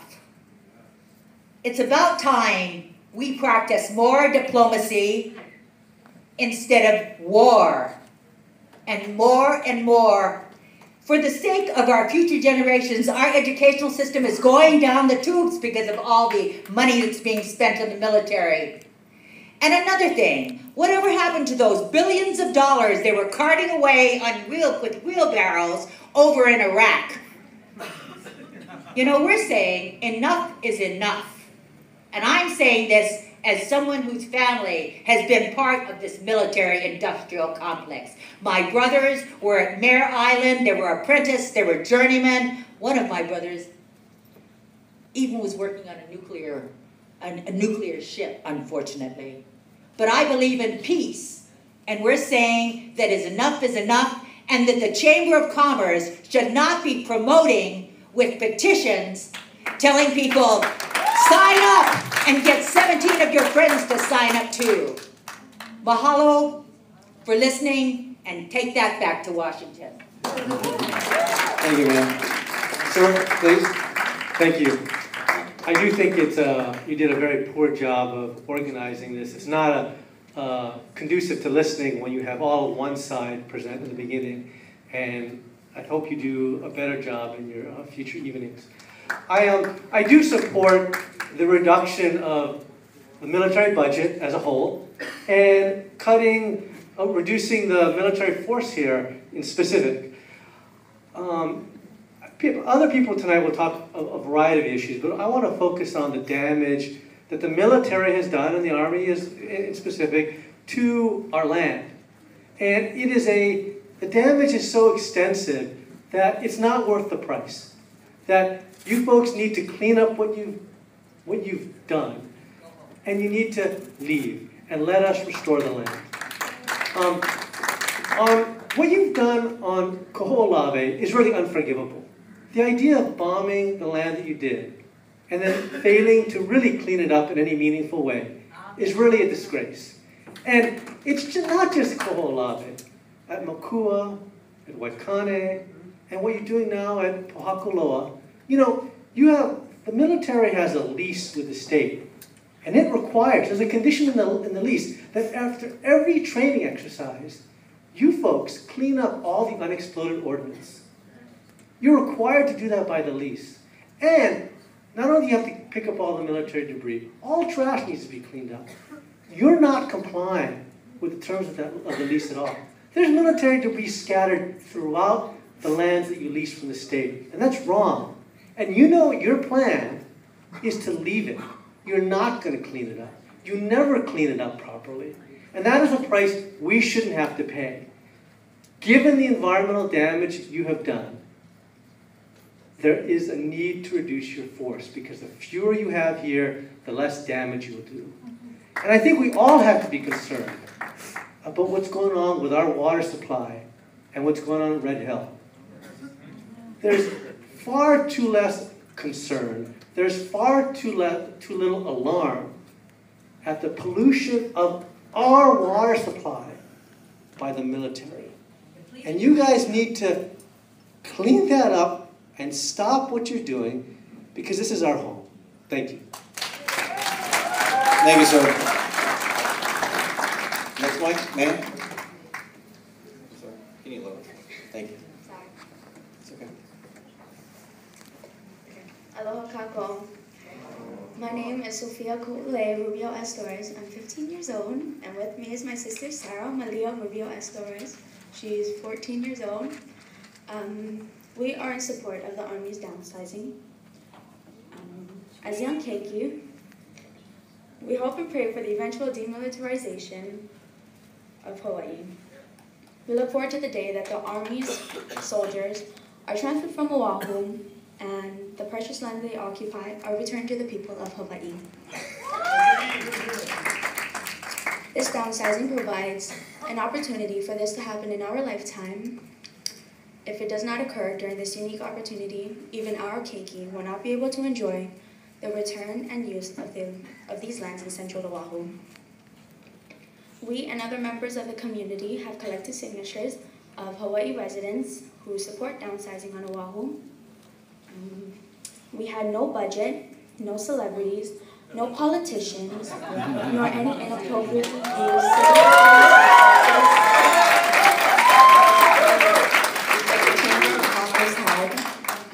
Ours was a grassroots effort by regular people whose voice should be heard loud and clear. My sister Sarah already provided you this over 1,000 signatures. Mahalo nui loa for your time. Tuajesa.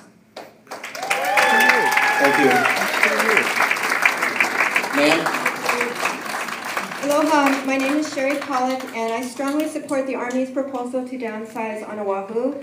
As made very clear, it's not a matter of if, it's a matter of where it's best to downsize, and for several very good reasons, it's a win-win to choose Oahu. Many will probably talk tonight about training and Army readiness, all very valid points, One point many may not be aware of, though, is the negative impact that deployment to Hawaii has on military families themselves. Through my work, I've spoken with countless military families over the years, and most are very unhappy being stationed here. At first, they're very excited to be in Hawaii, but then the reality sets in as they realize that they're living in the most expensive, isolated location in the nation, and in particular, the great distance that they now are living from their family and their loved ones. Many military wives report being very lonely and depressed, especially when a spouse is deployed. Alone, they have to deal with the disappointment and challenges separation from their family brings as loved ones miss out on important life events such as the birth of a grandchild, as well as many other important milestones in their family. So these stressors, including trying to manage in Hawaii's high cost of living, continue to build up. Studies have looked at this very issue and have found that depression in military spouses is very common and that it's a very serious negative impacts on both their mental health as well as the mental health and well-being of their children. Do we really want to perpetuate this unnecessary harm to these families, and particularly to innocent children, when there's an easy solution to this problem that has a multitude of other benefits as well? And speaking about children, what about the thousands of children from local families who cannot make ends meet and end up homeless as a result of the artificially high rent rates on Oahu that result from the inflationary effects of military housing allowances? Without that housing allowance in our rental markets, as well as the increased availability of housing once the military has been downsized, we will have the ability to make a significant step towards ending the tragedy of homelessness in our community. So in summation, I ask you to think about the children when you make your decision. Please look out for them and do what's best. They are counting on you to do the right thing. Please downsize on Oahu and relocate to a more affordable and more practical location. Now that's the prepared notes. I did want to make a comment to Mayor Caldwell's remarks that there wasn't really budget, that the whole idea of using military housing to help for low-income housing and for homelessness, that really wasn't viable. Well, I'd like to say that millions of dollars have already been spent enforcing laws that have been terrorizing the homeless. That's right. And if we stop wasting money on that and actually put it towards something like this, like housing, then we could find a solution. So that I just feel that's really important to point out. Thank you very much for your time.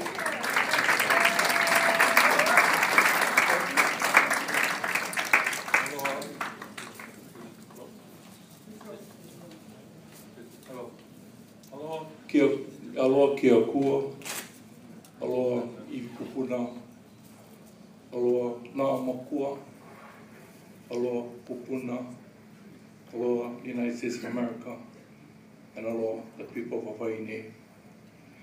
My name is Leighton Sale. I was born and raised in Waiau, in front of Pearl Harbor. Blaisdell Park used to be our property. They condemned it to the wall. We had property from Honolulu Road to the shores of Pearl Harbor. The military took our home from our grandparents. They painted it military camouflage, and we still have the flagpole. My tutu band, Tutuini, had to move to Punui until the military gave us back our property, and they gave it back damaged. The camouflage paint, the floors were destroyed. I'm a graduate of Kamehameha Schools, class of 1967. I applied for all the training I had in ROTC. I was an officer in ROTC for 4 years at Kamehameha. Then I applied for all the military academies because that was my goal. I played for West Point, I played for Annapolis, and I applied for Air Force Academy. They put me on the waiting list. I was fortunate, I got a scholarship, full scholarship from Calhoun MBA Marine Engineering School in Baltimore, Maryland. When I left Hawaii, I was scared. I'd never been to the United States of America, never. I lived in Baltimore, Maryland, and the times were tough. The war in Vietnam, the radicals, the Black Panthers was all going on. I thought, wow, what kind of country is this? I was scared. I went to school on the East Coast.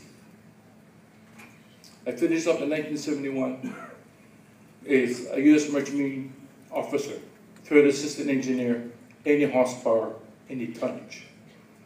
I worked my way up to second engineer first, then chief engineer. Then Master Navigation Company had me get off the ships to run the operation in Honolulu, head of engineering. I spent my first time in Vietnam delivering 11,000 tons of ammunition. We used to pick it up in Port Chicago. We bring it down to Luluole. From there, we go to Okinawa and we wait. All live ammunition, Agent RH. Then from there, we go to Thailand, to Saidah. We unload, and then they send us to Da Nang. We will unload the heavy stuff. And then from Da Nang, we go to Vung Tau and we wait. Then they send us up the river to Saigon, to the port they call Newport. For me, my duty was the United States of America. That's why I did it. I trusted. My na'au was strong for you. I studied your ROTC. I obeyed your rules. I did everything I could because I was proud. You made me proud that I was an American. I didn't do nothing about being an Hawaiian. And I went to a Hawaiian school. It was hard, the transition. As I grew up and began to learn, then finally, my job was at Johnson Island to remove nuclear waste on the barges. That was my job. I had the Pacific region. They gave me Micronesia, Guam, everything. Anything dirty was mine to bring back after they burnt it at Johnson Island. Johnson Island did tell me, don't touch the fish, certain fish. They call it beep beep.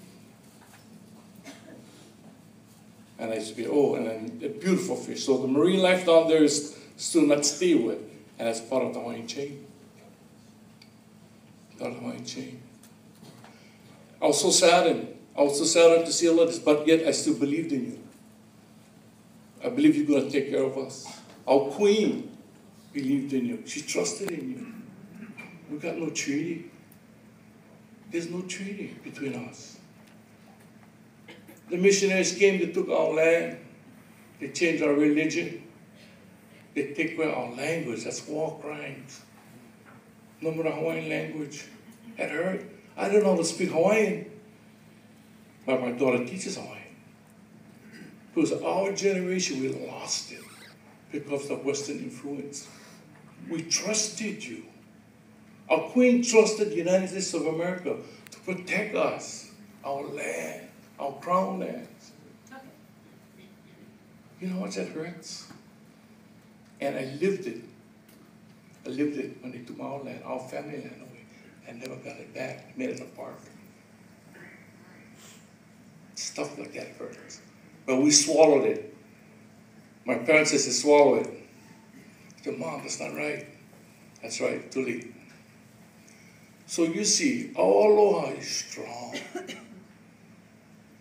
Strong in our pu'uvai, in our mind, strong. Why can't you be strong with us and up front? There's no treaty. Be honest. You teach us in the schools and the religions teach us to be truthful. Your laws teach us to have justice. On your money it says, in God we trust. This is what you put in us. And we believe you. Well, as a kid, every time I got a $1, oh my gosh, in God we trust. And I put that down into the church box. For your religion was supposed to have been supreme over my religion. So these are the facts that really you have to understand. We can talk about money, we can talk about, but we're not talking about the heart of Hawaii. It seems you're trying to show us that you're trying your best to clean up the land. It's not happening. What about all the ordinance underwater at Koholawe? You're going to be touched and scared to touch. There's a lot of ordinance out there that's still alive. It hurts. And in the homes, the thing is, You know, you got these beautiful military homes for your people. That's Hawaiians ain't got it. You first, we second. Our land, we pay taxes so you can stay here. What do we get? So, I was thinking of today, I started to do my federal taxes and state taxes. I told myself, I've been paying taxes in the United States of America for 45 years. And I didn't delinquent once. Not once, even to the state, I didn't delinquent once. I was honest, I paid it on time to the full value. Then I thought about it again and said, wait a minute. They are legally occupying us. So, why can't we find an escrow company? We put our tax money into the escrow company. And if you want to pay your taxes to the United States and say, well, that's fine. But those who want to make sure that the truth come out, we put our money into an escrow company. We go to court, international court, and we'll find the truth and justice. If you win, that's your money. If I win, I'll come back. But it's fair, as the balance. You know, when you look at the court system, they get the one statute with the balance. That's balance. Right now, it's at ease. It's not balanced. If it was balanced and the United States of America was good to us, we wouldn't be filling this room up. We'd not be eating on the same table. Hey, how you brought up? We'd be enjoying each other's families. That's the problem. The problem is, you overdid it. You heard us. You heard us here, you heard us here, and you heard us here, and we cry. Until that is solved, then we can talk. So, the best thing we can do is have truth and justice in the International Court of Law. That's the balance. Let the United Nations and let Hague make the difference, because we're all members. I thank all of you for allowing me to speak on behalf of our people. Aloha. Thank you.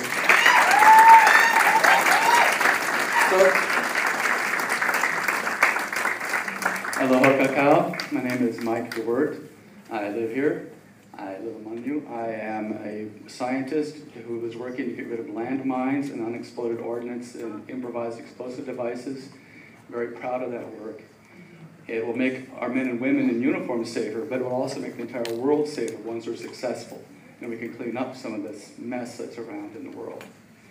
I'm also very proud to be a citizen of a democracy. We are a democracy. We vote for our leaders, and unlike some of the countries on the other side of the Pacific, who cannot vote for their leaders, whose leaders are despots, will stop at nothing to impose their will on their neighbors, will not shirk from terror to impose their will on other people. We have a right and a moral obligation to protect ourselves and to protect our allies from those who would impose force and exploit weakness to take advantage. Our allies in South Korea, Taiwan, Japan, the Philippines, Indonesia, all over, Samoa, they depend on us. They depend on, look, our military is not only are we a democracy who elects our leaders, our military are volunteers. We're not a dictatorship that conscripts people. They volunteer. People from all races are in our military. People from all religions are in our military. Our military represents us, the people of the United States of America and of Hawaii. And I'm very, yes they do. If you do not vote in the election, and I'm very active in the Democratic Party and several caucuses of the Democratic Party. I was embarrassed to see that in the last election, not only did Hawaii have a historically low turnout for Hawaii, it had a historically low turnout for the entire United States. If people come and do not vote, they do not vote, and then they come and show such a lack of aloha for our elected leaders. We are a nation of people, United States of America. Everybody has the same right to vote. If you do not vote, and then you come here and try to shout down the people who were elected, that doesn't show aloha. That is not consistent with the values of Hawaii. and it's not consistent with the value of the United States of America. We are here, I have lived here long enough to see the aloha that the people of Hawaii have had for the military. You look at the Great Aloha Run, you look at all the things that people do in Hawaii to make people feel welcome here, and you look at the aloha the military has for us. They're tutors in our schools, and yes, they do provide a lot of economic benefit to Hawaii, but that's not the reason they're here. They're here to protect us. They are the pointy end of the ihe that our own Hawaiian anthem speaks of. The ihe the leader wields to protect the people, and I'm very proud that the leader, their commander-in-chief, is a son of Hawaii, Barack Obama. And I'm very proud to have voted for him, and very proud to be from the state where he was educated and raised. And I believe that, I think that if we show aloha for the military, yes, there have been mistakes made in the past, but going forward, they are being good citizens. I'm in the Environmental Caucus, and I've seen. I am a citizen of the state. You're in the wrong state, wrong country. Brother, we are all citizens of Hawaii. We all love Hawaii. I thank you for your display of aloha for people of all races and ethnicities and religions. Come here with open hands. Thank you, sir. I give 5% of my salary to charity. I give to the food bank. I volunteer. Take it back to the continent. Aloha kakao. Mahalo nui loa. Aloha. Sir. Thank you. Sir, please, thank you. Aloha kako, and thank you for coming.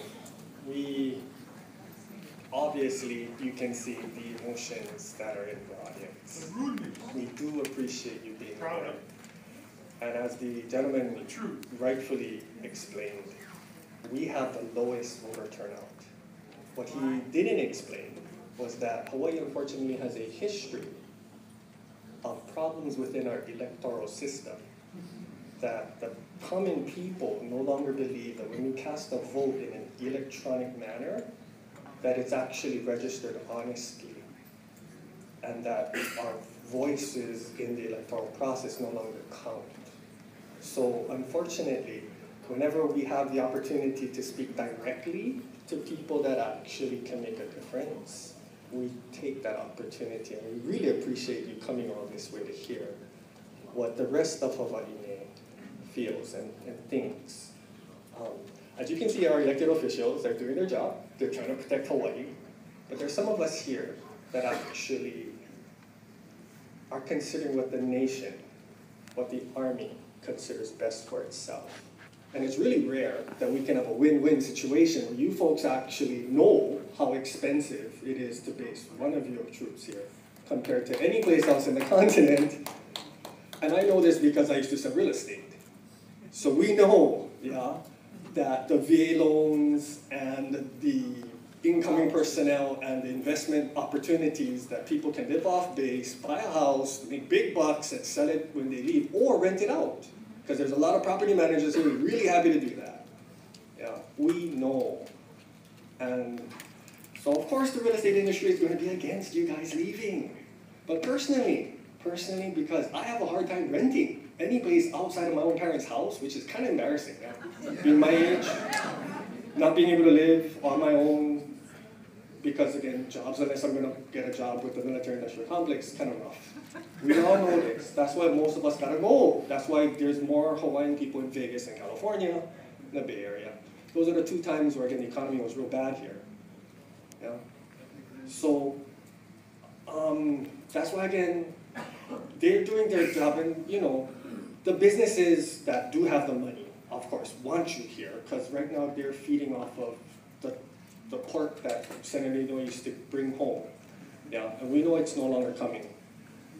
And in a way, again, it's a win-win, because I'm a farmer now. So when the general here said that he is here for the people, I appreciate what he has to say. But you know what, honestly, I wish we could feed ourselves.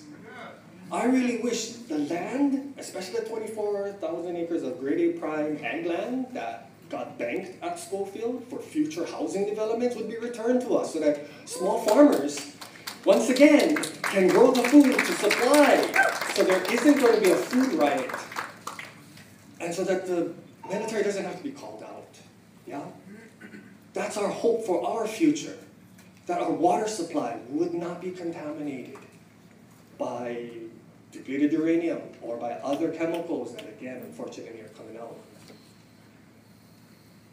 I am a member of the Oahu Council for Army Downsizing, and I support the Army's proposal to downsize on Oahu. In fact, the Oahu Council for Army Downsizing does not believe the cuts on Schofield Barracks and Shafter go sufficiently deep enough to cut forces that would no longer have a mission once the 2 brigade combat teams are eliminated on Oahu. The OCAD does not believe the Army's combat and support forces stationed on Oahu are strategically located and readily available to support the national security strategy and national military strategy of the United States without immediately available airlift and sea lift to deploy these forces. The OCAD believes them to be isolated on Oahu and therefore a victim of the tyranny of distance in the Pacific. Moreover, the OCAD believes that the Army on Oahu lacks critically needed forced entry capability to allow it to enter hostile environments, a capability already possessed by the U.S. Marines presently on Oahu and throughout the Pacific. The OCAD believes taxpayers should not have to pay for redundant forces competing to do the same job, and redundant, geographically isolated forces occupying critical lands and consuming valuable resources that are important to the state of Hawaii and the Hawaiian community. Example 1 is Makua. You know, yeah, that we've tied it up in lawsuits. You guys said you would do the environmental assessments. It never got done. It's still being tied up in uninvasive. And we celebrated 10 years of peace.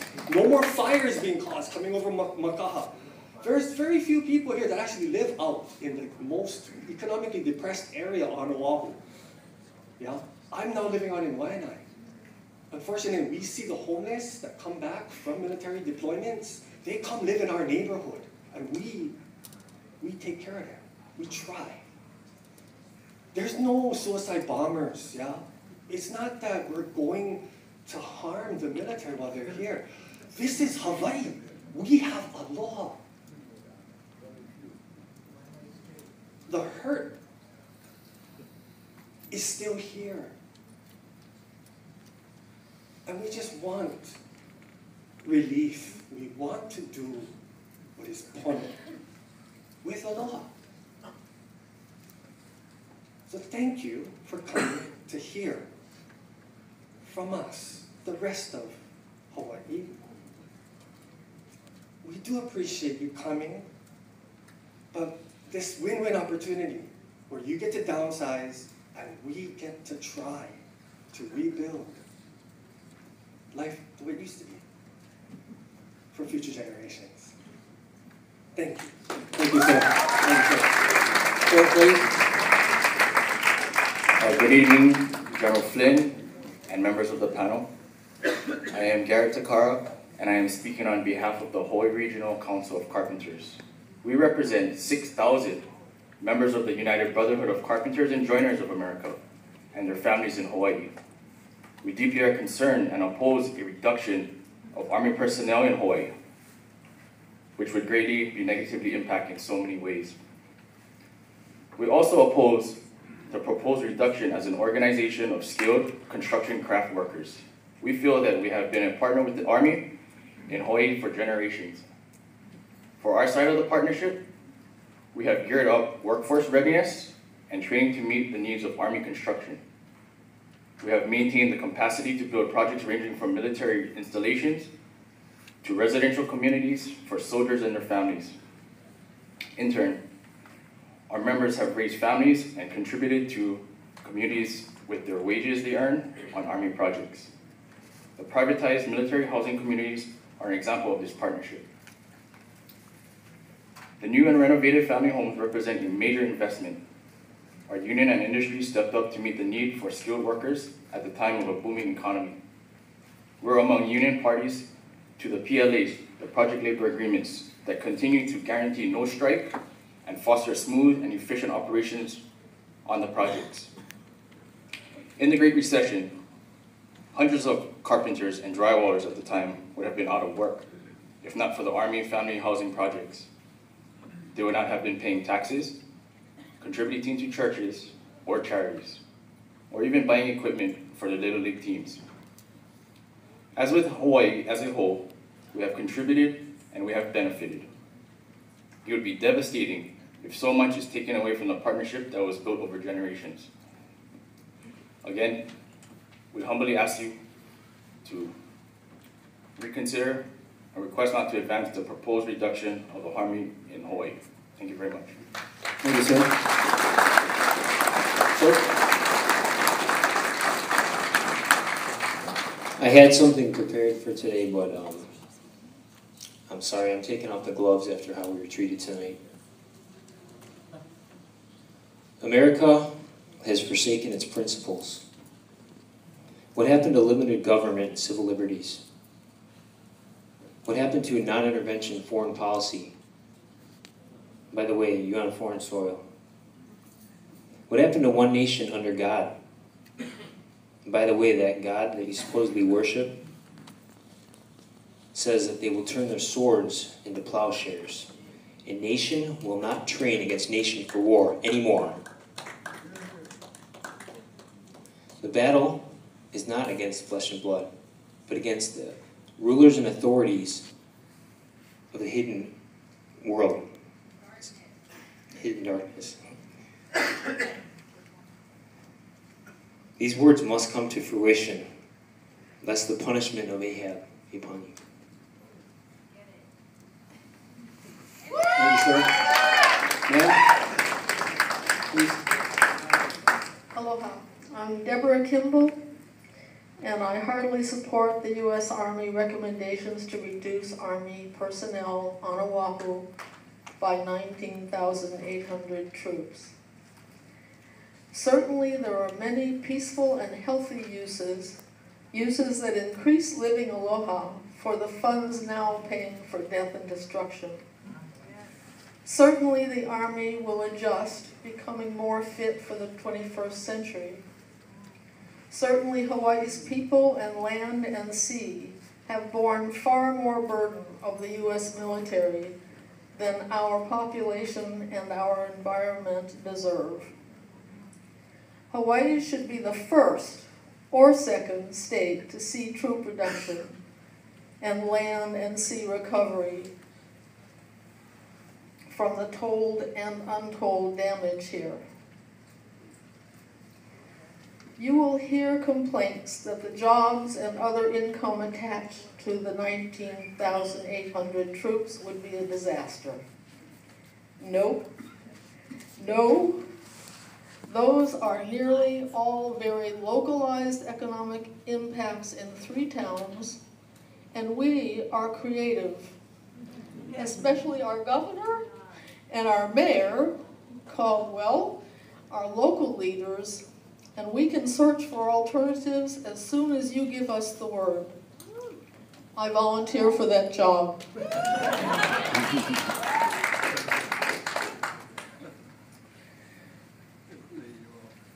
Our population has truly boomed since Schofield and Shafter began, and we definitely need all this island's very finite lands for more than 8,000 housing units and healthy economic activities, especially local food production. So we hope very much that you will also return several bases on Oahu. Controlling a quarter of this island's land makes the U.S. militarism so naked. Many of us dread bringing armed forces to the Pacific pivot. We want and need a Pacific. Some of us are sick of being the Hawaii spear, threatening that Pacific. Hawaii has more than done its share in blood, treasure, and aloha for the United States. And what has the U.S. given back? Very little mercy and a lot of damage. Please reduce the troops and the lands that you took. Thank you. Thank you, ma'am. Sir?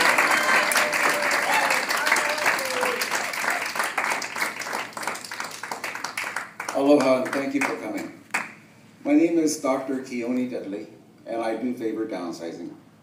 My concern is for the island and our people, We are standing at the threshold of another huge burst of growth on Oahu.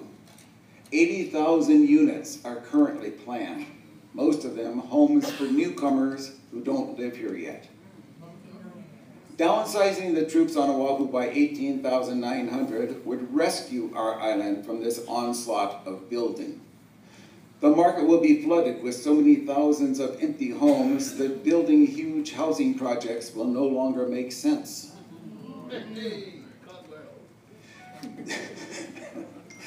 The farmland the housing projects would take is some of the highest producing in the world. 45% of the Oahu farmland now producing crops for the local market would be lost in the next few years to these housing developments. If the housing projects are not needed, we can save this farmland, which we will one day need for our survival.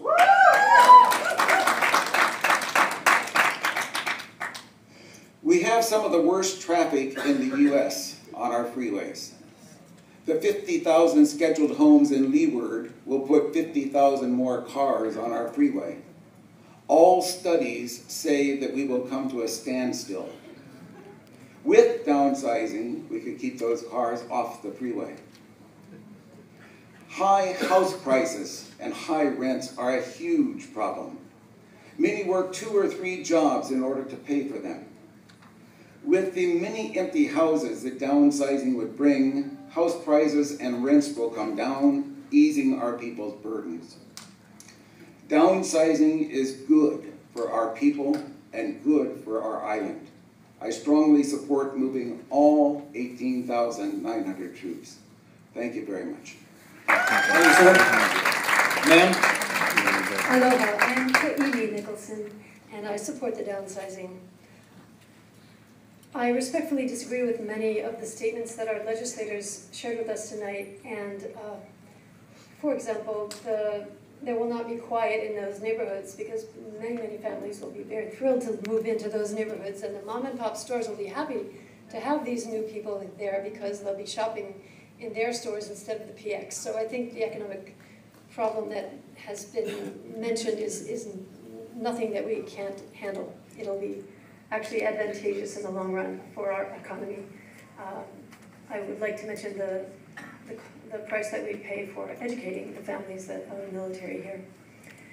And I wondered, why are all of our legislators so, all except for Kaniala Ing, so much against the downsizing? And my answer has to be the military-industrial complex that President Eisenhower warned us about. The money that they have, that their financial interest has kind of distorted quite a lot of the information and perspective of many people because they have so much money and power to get their message across.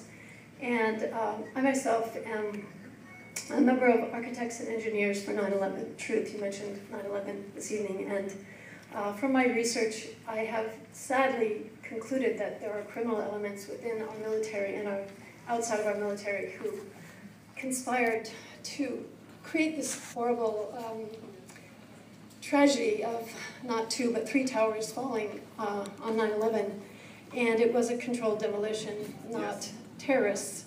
And many more people are learning about this and understanding this and realizing that we have been deceived by the military-industrial complex for their own interests and their own gain of power and money. And as more of us recognize this and understand this, we are changing this, that they cannot continue to get away with this, that once we know the answers, once we understand that we've been deceived, that this will no longer be able to occur. And we will not have to have such a huge military budget anymore because those who are actually provoking us into war will no longer have the power to do that. And one last thing, military service, everyone here, I know you're all here, whatever your position is, you're all here for the good. You're all here for what is best. You want the best for our people. I understand that, I appreciate that. And military people know more than any other that sometimes you have to give up personal needs and desires for the greater good. And so I do appeal to the military to realize that the greater good here is to give the land back to the people of Hawaii. And we have a great need for housing, as you know, and we have very sacred land here that we'd like to not be devoting to military purposes. Thank you very much. Thank you, ma'am. Sir? Aloha, and thank you for this listening session. What I'm here to do this evening, gentlemen, is to present a case for Army downsizing in Hawaii. Why the Chamber of Commerce of Hawaii and our congressional delegates have it wrong. As the discussion continues over whether the U.S. military will downsize its Hawaii-based personnel, Hawaii's congressional delegation maintains that defense is a critical economic sector for Hawaii. In a recent article from Washington, D.C.-based outlet, The Hill, members of the delegation talked about their strategy for regaining the defense and national security influence the Hawaii delegation once enjoyed under the leadership of Senator Daniel Inouye. Senator Brian Schatz was recently awarded a spot on the powerful Senate Appropriations Committee, once chaired by Inouye, while Senator Mazie Hirono was named the ranking member on the Senate Armed Services Committee's Sea Power sub-panel last week. In the House, U.S. Reps Tulsi Gabbard and Mark Takai have both been named to the influential Armed Services Committee, and both are Iraq War veterans. The Hill reports that Senator Schatz said the members of the delegation are pleased with the opportunities they have to shape Pentagon policy, including the pivot in U.S. military forces toward the Pacific. Representative Takai, meanwhile, is reported to have said, "I think it's very strategic to have all of our members focused on what matters most to the state of Hawaii, and one of the things that matters is definitely defense." I recognize that the delegation feels compelled to try to keep a strong military presence in Hawaii, but I hope they fail in that effort. If we adopt any perspective other than that of the small businesses who directly profit from Hawaii's substantial military presence, maintaining that presence does not make sense. Accordingly, the U.S. Department of Defense is advocating the transfer of 19,800 personnel out of the state. From the national perspective, even from a national perspective which emphasizes having a strong military, Hawaii is a very costly place to station troops. Compared to other bases on the North American continent, the training possibilities in Hawaii are substantially limited. There was a time when having ships and material assembled halfway across the Pacific meant a significant advantage for projecting our military force onto Asia. But today, that advantage has been greatly reduced. From a state of Hawaii perspective, we can begin with the taxpayer costs associated with the military presence. According to the Hawaii Department of Education DOE website, the average cost to educate a student in Hawaii is approximately $13,000. The average reimbursement for a federally impacted student is about $2,000, or 15% of the total cost. Hawaii taxpayers and the state government fund the remaining $11,000 balance. The website goes on to say that during the 2013 and 2014 school year, the state accounted for more than 28,000 federally connected students. 11,000 multiplied by 28,000 students gives us a current annual cost of $308 million, and that's after receiving the limited federal impact aid. Conversely, if Hawaii taxpayers no longer had to pay $11,000 per military dependent in our schools, we would suddenly be looking at a $308 million taxpayer subsidy. That is considerable.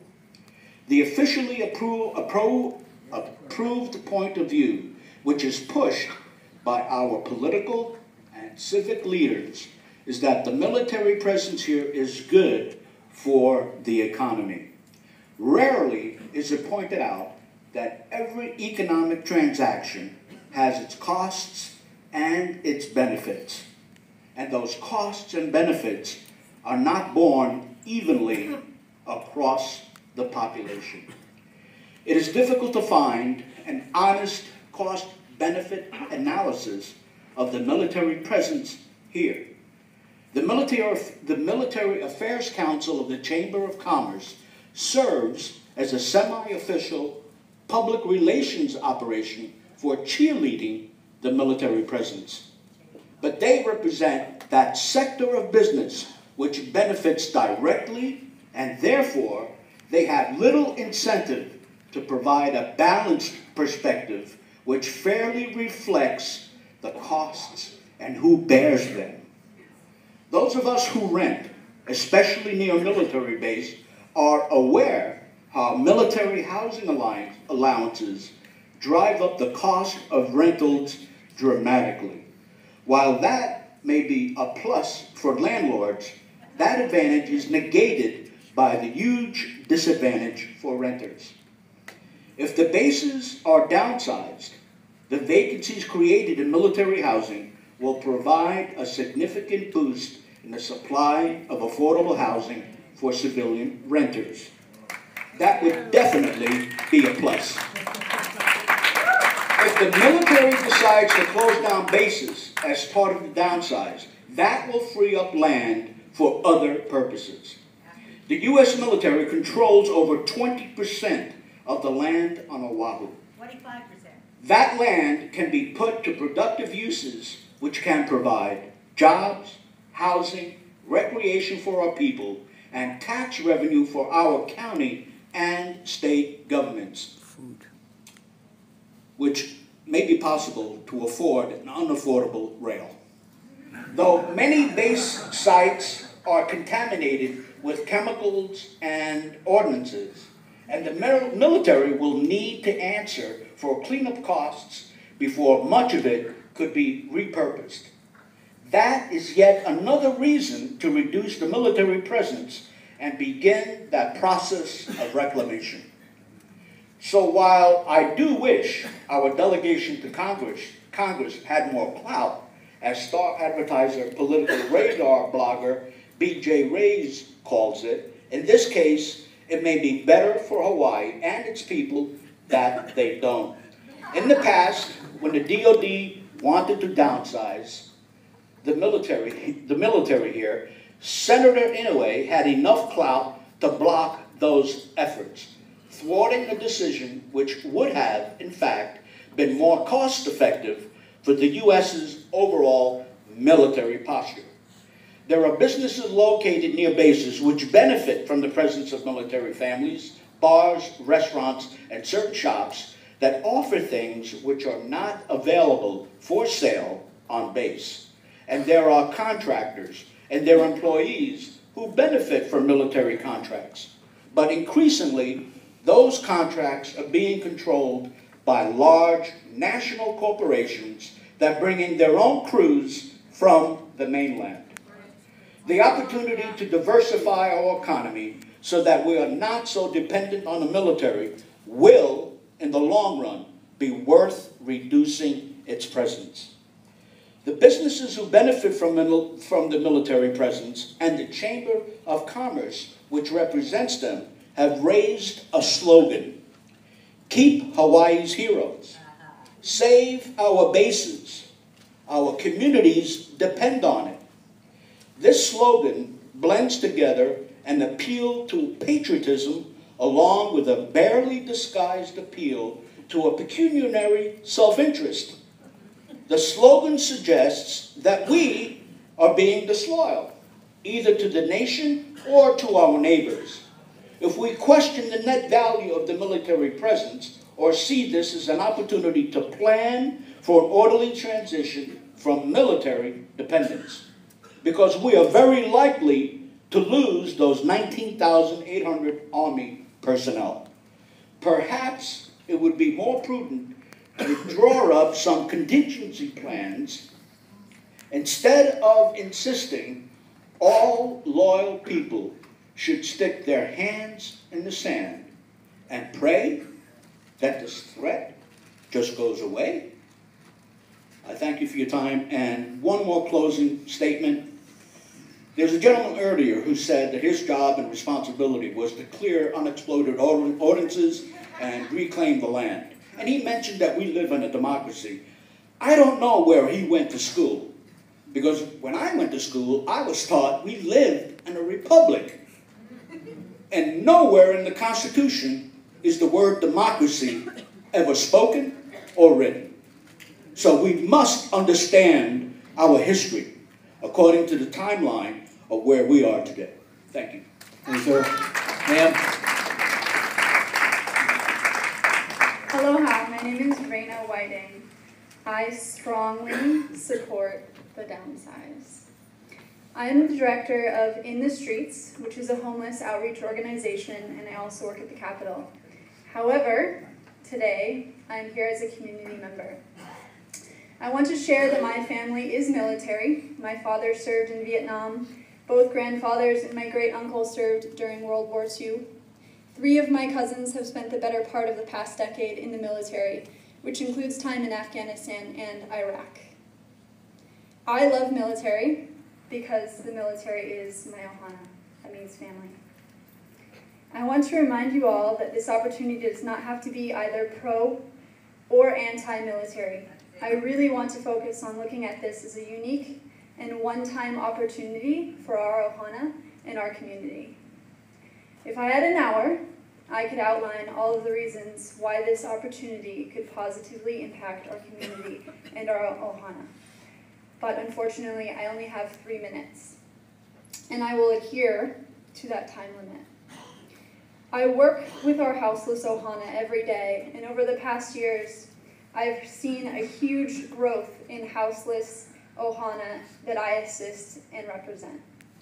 Mavoto did a national study that listed Hawaii as #1 in the nation regarding the most homeless per capita for the last 4 years in a row.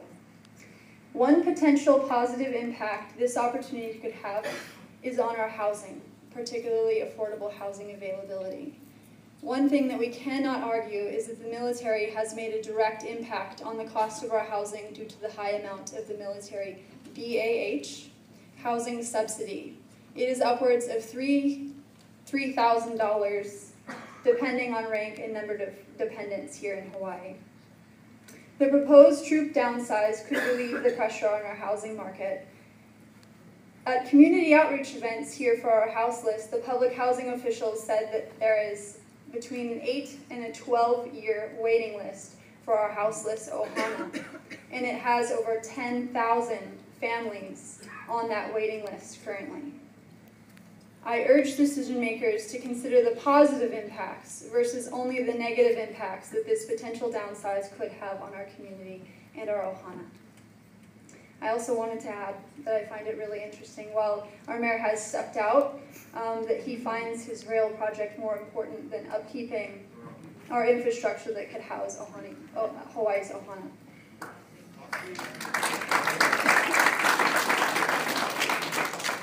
And that while this is a democratic state, we began this listening session with politicians that 100% opposed the downsize. And the lone politician that publicly supports the downsize was not offered the chance to speak as a politician in that grouping. That was Kaniela Ing, Representative Kaniela Ing.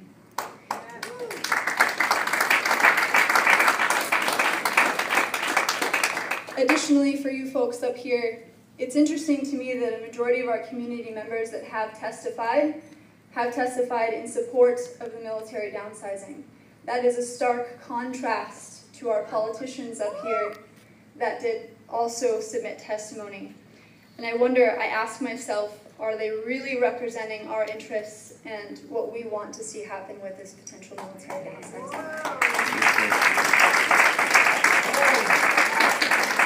Mahalo for your time. Thank you, ma'am. Aloha. My name is Kim Kompak, and I'm an instructor and graduate student at UH Manoa in the English department. And I just want to give a shout out to Kanaka, on whose land that we're all occupying right now.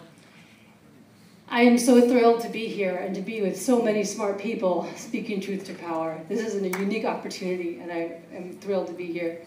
I'd like to mention that I'm also a member of Decolonial Pinay, a group of diasporic Filipinos here on the island committed to the demilitarization and liberation of Hawaii and all its peoples. I want to remind the committee of 3 facts we all know but seldom admit. First, while the military is credited with being a job creator and a vehicle of community life, in truth, it is the institution tasked with waging war, destruction, and death. Second, the U.S. war machine is highly profitable for an elite military-industrial complex, and it is that industry that has spun U.S. foreign policy completely and obscenely out of control. Third, the U.S. flag no longer represents democracy, it represents capitalism and a voracious greed for other people's oil, land, and natural resources. This idea that the military, and even war itself, is good for the economy and therefore cannot be questioned, exemplifies the kind of morally bankrupt thinking that troubles me so deeply. It's time to reflect on Dr. Martin Luther King's words, quote, "A nation that continues year after year to spend more money on military defense than on programs of social uplift is approaching spiritual doom."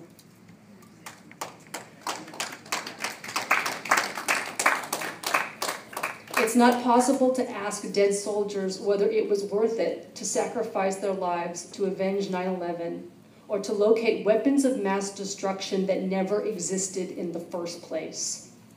No, the dead cannot speak for themselves, so it's useful to think about those dead as we plan on how we want to live in the future.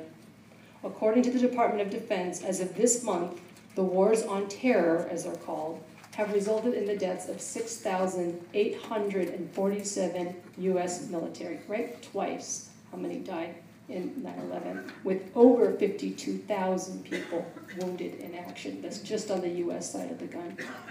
Additionally, there are multiple epidemics growing in the U.S. military: domestic violence, rape, post-traumatic stress disorder, and suicide.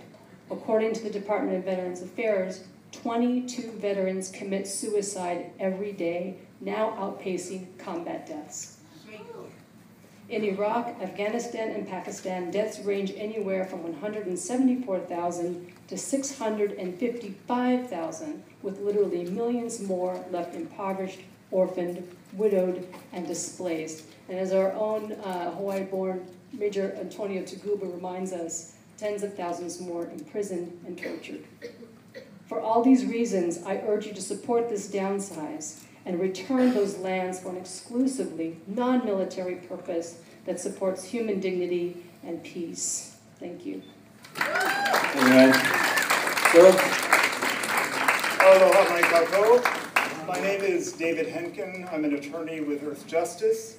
For the last 17 years, I've had the opportunity to work with the Army on their environmental compliance at Makua and with respect to the stationing of a striker brigade here.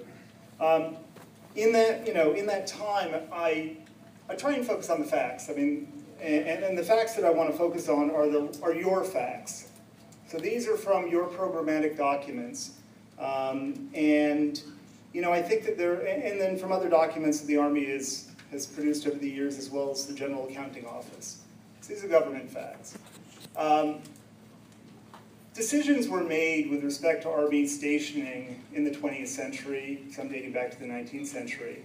And we have what you call legacy placement of a lot of your forces. We now have an opportunity with the downsizing to make a more rational allocation of the forces. And so I'm going to tell you some things that you know or you should know. Number one, you don't have adequate training lands in Hawaii for your existing forces. You constantly bring up this issue. There's not enough training land. Specifically for your striker brigade, it was a poor, politically motivated choice to bring a striker brigade here. It's a medium armored unit, and you just don't have the maneuver space, and we don't have the terrain to accommodate that type of training. In addition to that, the lands that you do have are rich in biological and cultural resources, which is a gift to not only the people of Hawaii, but to all the people of the United States and of the world. But for you, it's a constant headache. There are over, and this is your study, over 1,000 native Hawaiian archaeological sites on your lands. That constrains your maneuver, it constrains your live fire training, it leads to all sorts of National Historic Preservation Act issues. You also have on your facilities 86 federally listed endangered plants and animals found here in Hawaii and nowhere else in the world. And you know exactly what that means for you and the constraints on your training to avoid the fires, the burden on your budget to try and outplant these plants and animals so that you won't drive them to extinction. You know all these things. You also know that despite the common rhetoric that Hawaii is a forward-based location for Army forces, that the world is round.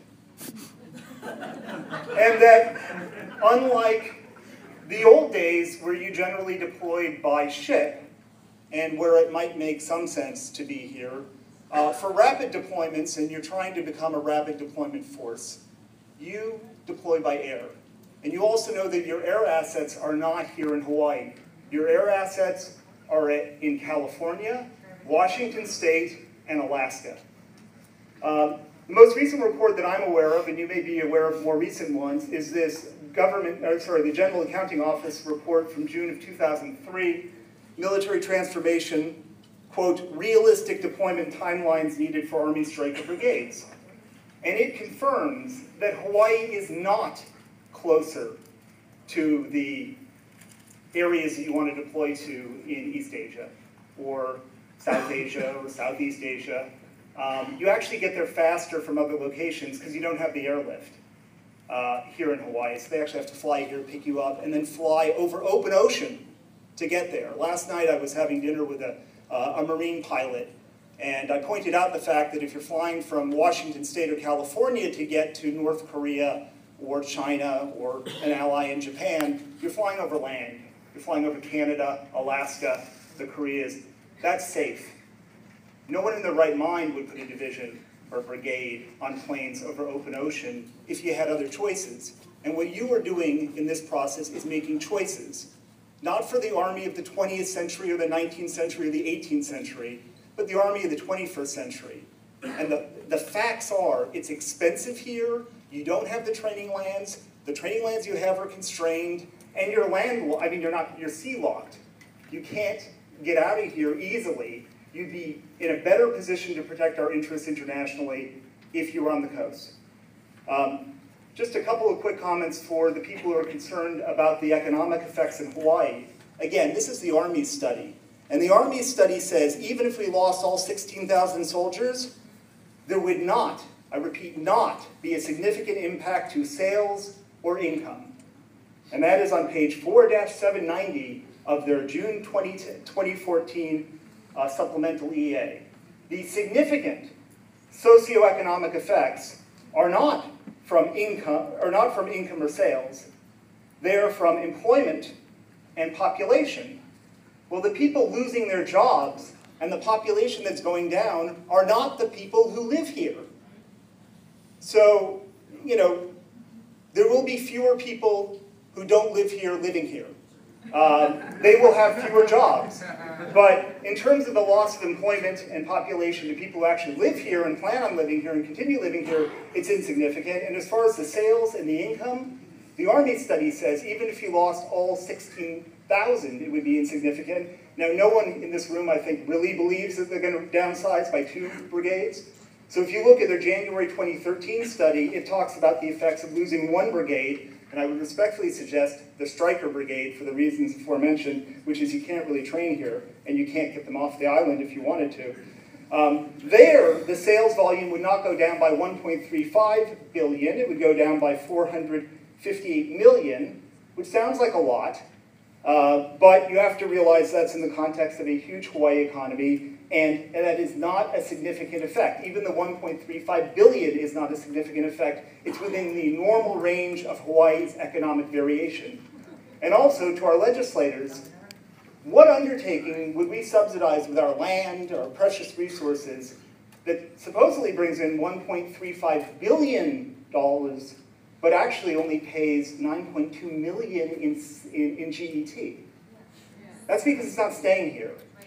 It's going elsewhere. So if we believe that the highest and best use of Hawaii's limited land is for this enterprise, as opposed to feeding our people or increasing tourism opportunities or other things like that that augment our self-sufficiency, I suggest we should take another look at it, because a return on investment of $9.2 million in sales tax on $1.35 billion in alleged activity is not a good return. Lastly, on the housing front, and I'm sorry the mayor left, but the governor is still here, the speaker's still here, other people concerned about housing. Again, the Army's numbers. They can only house 40% of their soldiers with dependents, which means the other 60%, which are taking up the 2 and 3 and 4 bedroom houses that are not on the rental market, they live in the community. So the Army study from 2013 says if you eliminate one brigade, you free up 8,000 rentals in the community. So, if you're looking for a quick fix to housing the people who live here, who vote here, and who are going to stay here, I suggest you support downsizing a brigade. Thank you for your attention. Thank you, sir. Hi, I'm Kimmer Big Horse. Onwaioi from my tribe, my nation is from New York. I'm here to speak on behalf, I'm also a combat veteran. I did 36 months in theater in Iraq and Afghanistan, and I survived that. I did 10 years in the Army.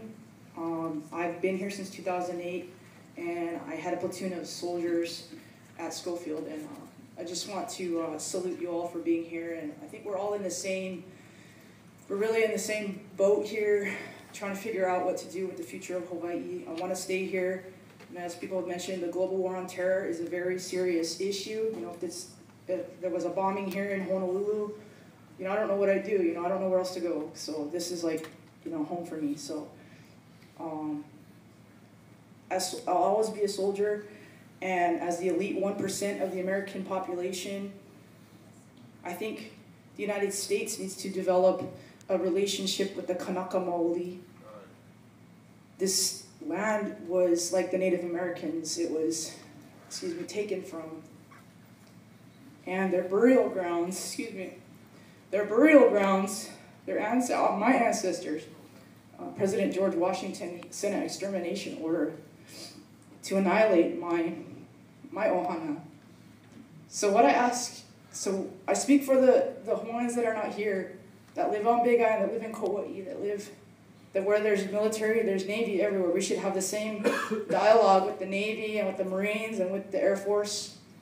To Malama the land, because that's why we're here. We're here to protect the land. We're Army. We're supposed to be here for the land, and it's not happening. There's depleted uranium. There's no cleanup. I think the soldiers, when they come here, when military comes here, they should be briefed on the culture that this was a kingdom, is a kingdom. It's still here, and they need that training. They need to know what aloha is. They need to know what ohana is, what ha means. It means the breath of life. They need to have that mandatory training once they get here.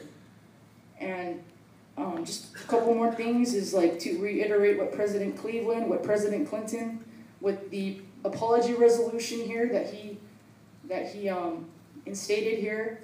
There's been no treaty. There's been no treaty with the United States. There's no agreement. So really, the Hawaiians here could really, file a big lawsuit. So could the Native Americans against the United States, because this is their territory. This is their kuleana. This is their aina. This is their land. So perhaps open a dialogue with Kanaka about what the operations is here. Help use the military to protect the people, the native people here, and like Tonga, like the Kingdom of Tonga, perhaps.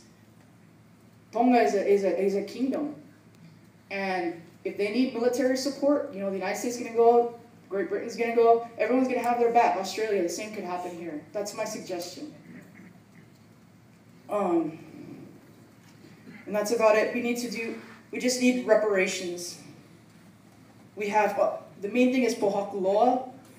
I physically marched from Hilo all the way to Pohakuloa to speak to the military commanders there about the kupuna that are buried there in Pohakuloa. And that, it's just, you know what I mean? Like, it's just like the military is here and just destroying the land, destroying graves and kupuna and bones, and it's just not right. So there needs to be a briefing, why we're here, why are we doing training. We do it with the Iraqis, we do it with the Afghanis. I saw it, I worked for a task force commander. I saw them come in, we had humanitarian aid. There needs to be a reparation, some sort of restitution for what's happened here. Kaho'olawe, all the bombing and all that stuff. So that's what we gotta work on, because like everyone said, people are homeless. The ohana here is being destroyed. We need jobs, we need housing, we need, there's child abuse issues, there's all sorts of stuff.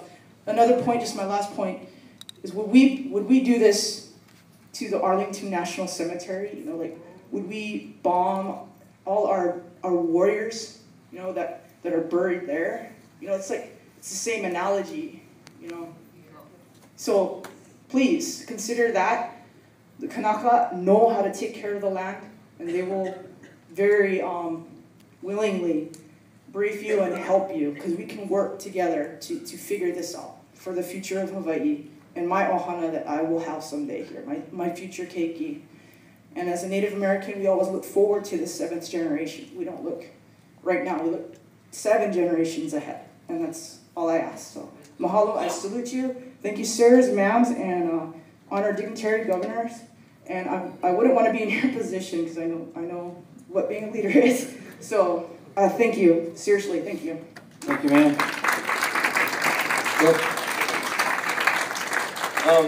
My name is Travis Thompson. I'm a graduate student at the University of Hawaii in the Center for Pacific Island Studies.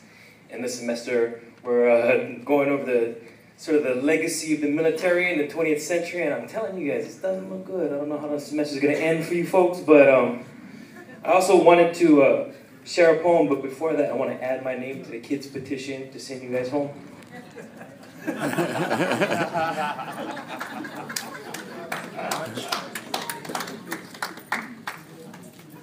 And then for you local politicians, the ones that actually stayed, hey, aloha, thank you guys for staying. I'll give you this poem. Actually, everywhere I go, I always give one poem to everyone. Everywhere I go, I was at Chaminade University last week, and every time I touch a microphone, I always give a poem to the audience. I'm going to do 2 for you today. The first one's really short. I give this to you. I only ask that you take this poem, and you put it in your pocket, and you give it to someone else, all right? That's aloha, all right? It goes like this. Really easy poem to remember. It goes like this. But you got to be dramatic when you share it, okay? I'm not playing. You Pentagon guys know dramatic, guys. It goes like this. Roses are red. Violets are blue. Some poems rhyme. Some poems don't. Thank you very much. That poem is yours. All right, and this is what I really came to do. I'm really tickled about the idea that the Pentagon's going to be reading this poem. And I'm also really I understand from the local politician's perspective, hey, Danny's dead, yeah, you know, yeah. And I brought plenty of money, and now you guys all scrapping over who can bring in the most now, yeah? Who can keep the most now, yeah? That's not the poem, by the way. I understand, you know, hey, 1.3 billion with a B, yeah, that's what Maisie said. Oh, yeah. Well, that's a big number, man. You know, I'm thinking, man, maybe you guys should get royalties from American Sniper. That's 200 million right there. And then I was thinking, I was hearing the politicians talk about, sorry, these are just comments I wanted to make sure I got to. How the military is reading to our kids in the schools, and I was like, oh yeah, teachers do that too. But would I let the teachers go around and desecrate the aina? No, I don't think so. Would I let the teachers go around and you know, be the horrible stewards they've been and renege on leases for lands like the kind of land that this place is on? No, I don't think so. So, you know, you read to as many kids as you like, but as long as you don't treat the aina a certain way, we're not gonna get along. All right. Poem was like this. I also have family in the military. They're actually overseas right now. Cause you guys. All right. It goes, sitting on the docks, fishing with friends, talking story. Reminiscing on times near forgotten. Conversation suddenly ceases when we see the monster approaching us. It was a moving island. Flying the flag of the U.S. war machine. It was an aircraft carrier, ready to leave Pearl Harbor, Oahu, Hawaii, headed for the Persian Gulf. Instantly, thoughts explode.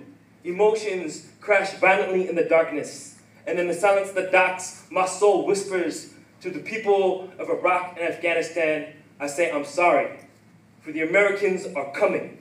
In warships, steaming forward, acting on orders, laying plans of invasion, the Americans are coming.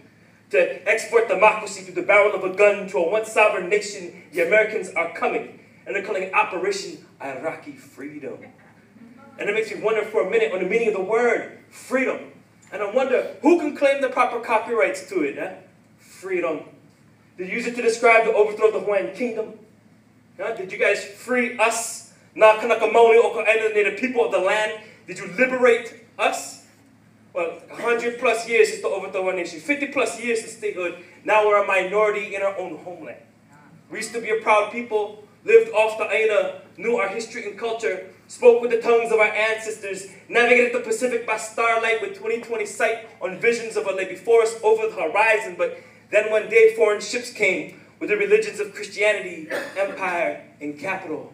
And we died from the diseases of progress, the loss of land and culture, dispossessed from ourselves and our history. We lost control of our future, and we died. By the hundreds of thousands, we died. And on the beaches, now owned by the military, in Honolulu, Waimanalo, Makaha, Waihole, Waikane, Makua, Pohakuloa, we are still dying. On waiting lists for lands once used to feed villages, we are still dying. In the backs of cop cars, prison cells, homeless shelters, rehab centers, we are still dying the slow death of an occupied nation. Like the indigenous peoples of North America were slaughtered for the lands they lived on and forced to live on reservations, the Americans came to Hawaii and made me a citizen. Naturalized by way of invasion, liberated in the name of capital. Thanks to military-enforced regime change, the occupied kingdom of Hawaii is now the 50th state of sorry affairs, where the cost of living is rising so fast, na Kanaka Maoli Oko Aina, the native people of the land, can barely afford to live. So is it any wonder why we are still dying? Enlisting our sons and daughters into Uncle Sam's armed services, hoping they can see college before they die. Receive affordable housing and medical care before they die. So that they can travel overseas to exotic places, kill them for their land before they die. So that America can claim another country, another island, another people, another Aina is just another resource. Exploited under the American flag. I'm sorry, I lost my place in the poem, but basically it was an anti-imperialist rant against capitalism, and I'm supporting the downsize against you guys. I'm really emotional right now. I just want to make sure that it is for the public record that you will add my name to the kids' petition. And thank you very much. Oh, and next time you do this in Lelehua, all right, if the politicians want to get up, let them. Just like everybody else who may have voted for you guys. Thank you, sir. Aloha, my name is Pete Buffer, prior service in the Army, combat medic. However, I stepped down from service when I realized I was just being used, not to fight for defense of the nation, but for economic and political interests. And then I found a better way to serve my nation through helping our kids as a teacher. At least I was trying. Just got 3 main points out of respect for people's time. And a quick comment about respect too. I know that some are feeling that some of the jeering and yelling earlier was rude and disrespectful, but consider what you've heard tonight, that there is a lot of PTSD here. There's been cultural genocide here. There's been an ethnic cleansing process. So jeering, invading country, we're going to debate all day about what's rude and disrespectful. And just see where that came from. Yeah. No, I say that seriously, you know, out of understanding what happens with trauma coming from a military family. My first main point is a lot of people are making the argument that the bases should be here for our security. I question that. If you know history, which I didn't when I enlisted, so I made sure I used that GI Bill to find out what I was not taught in the DOE schools, is that the military actually has been a magnet historically for military conflict here to Hawaii. And whether it's North Korea pointing weapons at us, hello, it's because we got them pointing at them. And we only need to look at what you guys call Pearl Harbor, Pu'uloa to us, was a primary example of a military invasion here. And that's all it's done is attracted more military conflict, which people in the military get used for. Second main point is that it's been argued that the military is here to secure life. Okay? Ask you to consider World War II. They had considered if the Japanese successfully invaded the islands, that the military had what they call a scorched earth policy, that they would burn down the islands so the Japanese could not do what the Americans were doing as a military deployment. I don't think that's taking care of the people. And I think that's where we're still going on. I live in Honolulu.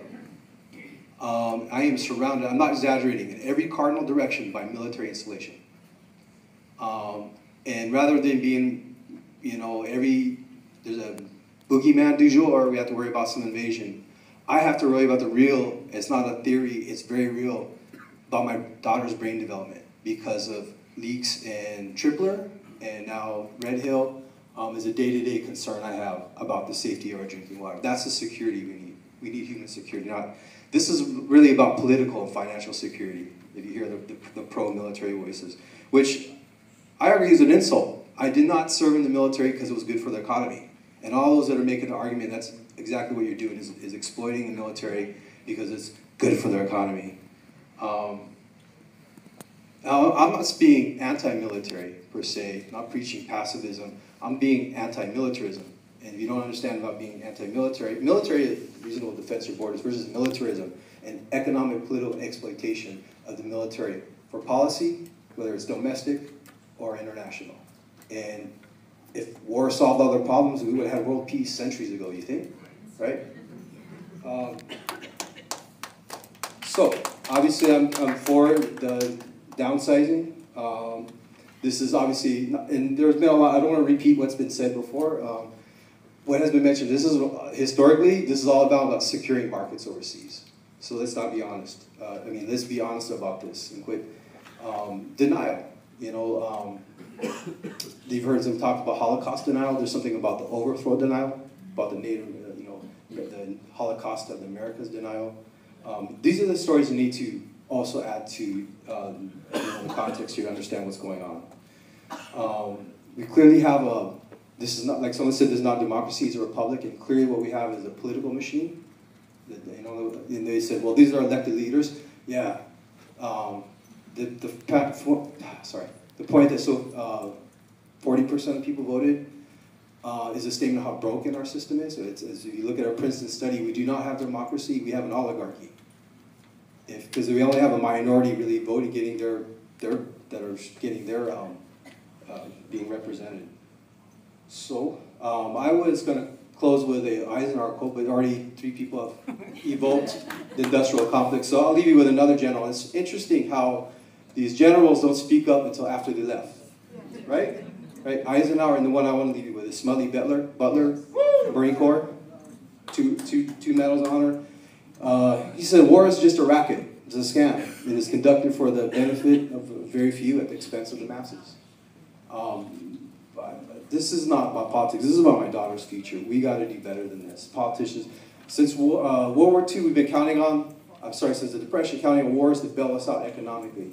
That is not an economic system. That's an imperial system, and we want to bet more than that. And lastly, I'll just close with reminding you guys, because everyone keeps talking about the strategy. We're not a strategy. We're a community, grounded in a divided one. All right, we are not a strategy. Thank you, sir. Aloha. Thank you for this opportunity to testify. My name is Kyle Kajihiro. I'm with Hawaii Peace and Justice. We strongly support the proposed Army reduction. I think it's a necessary first step towards addressing some of these historical wrongs that you've got a sense of here today. You have a history problem here. The genealogy of the military's presence in Hawaii began with what was called by President Cleveland an act of war against a peaceful and neutral country. And so that basic fact hasn't gone away. The result of that overthrow is that today the military controls hundreds of thousands of acres of land.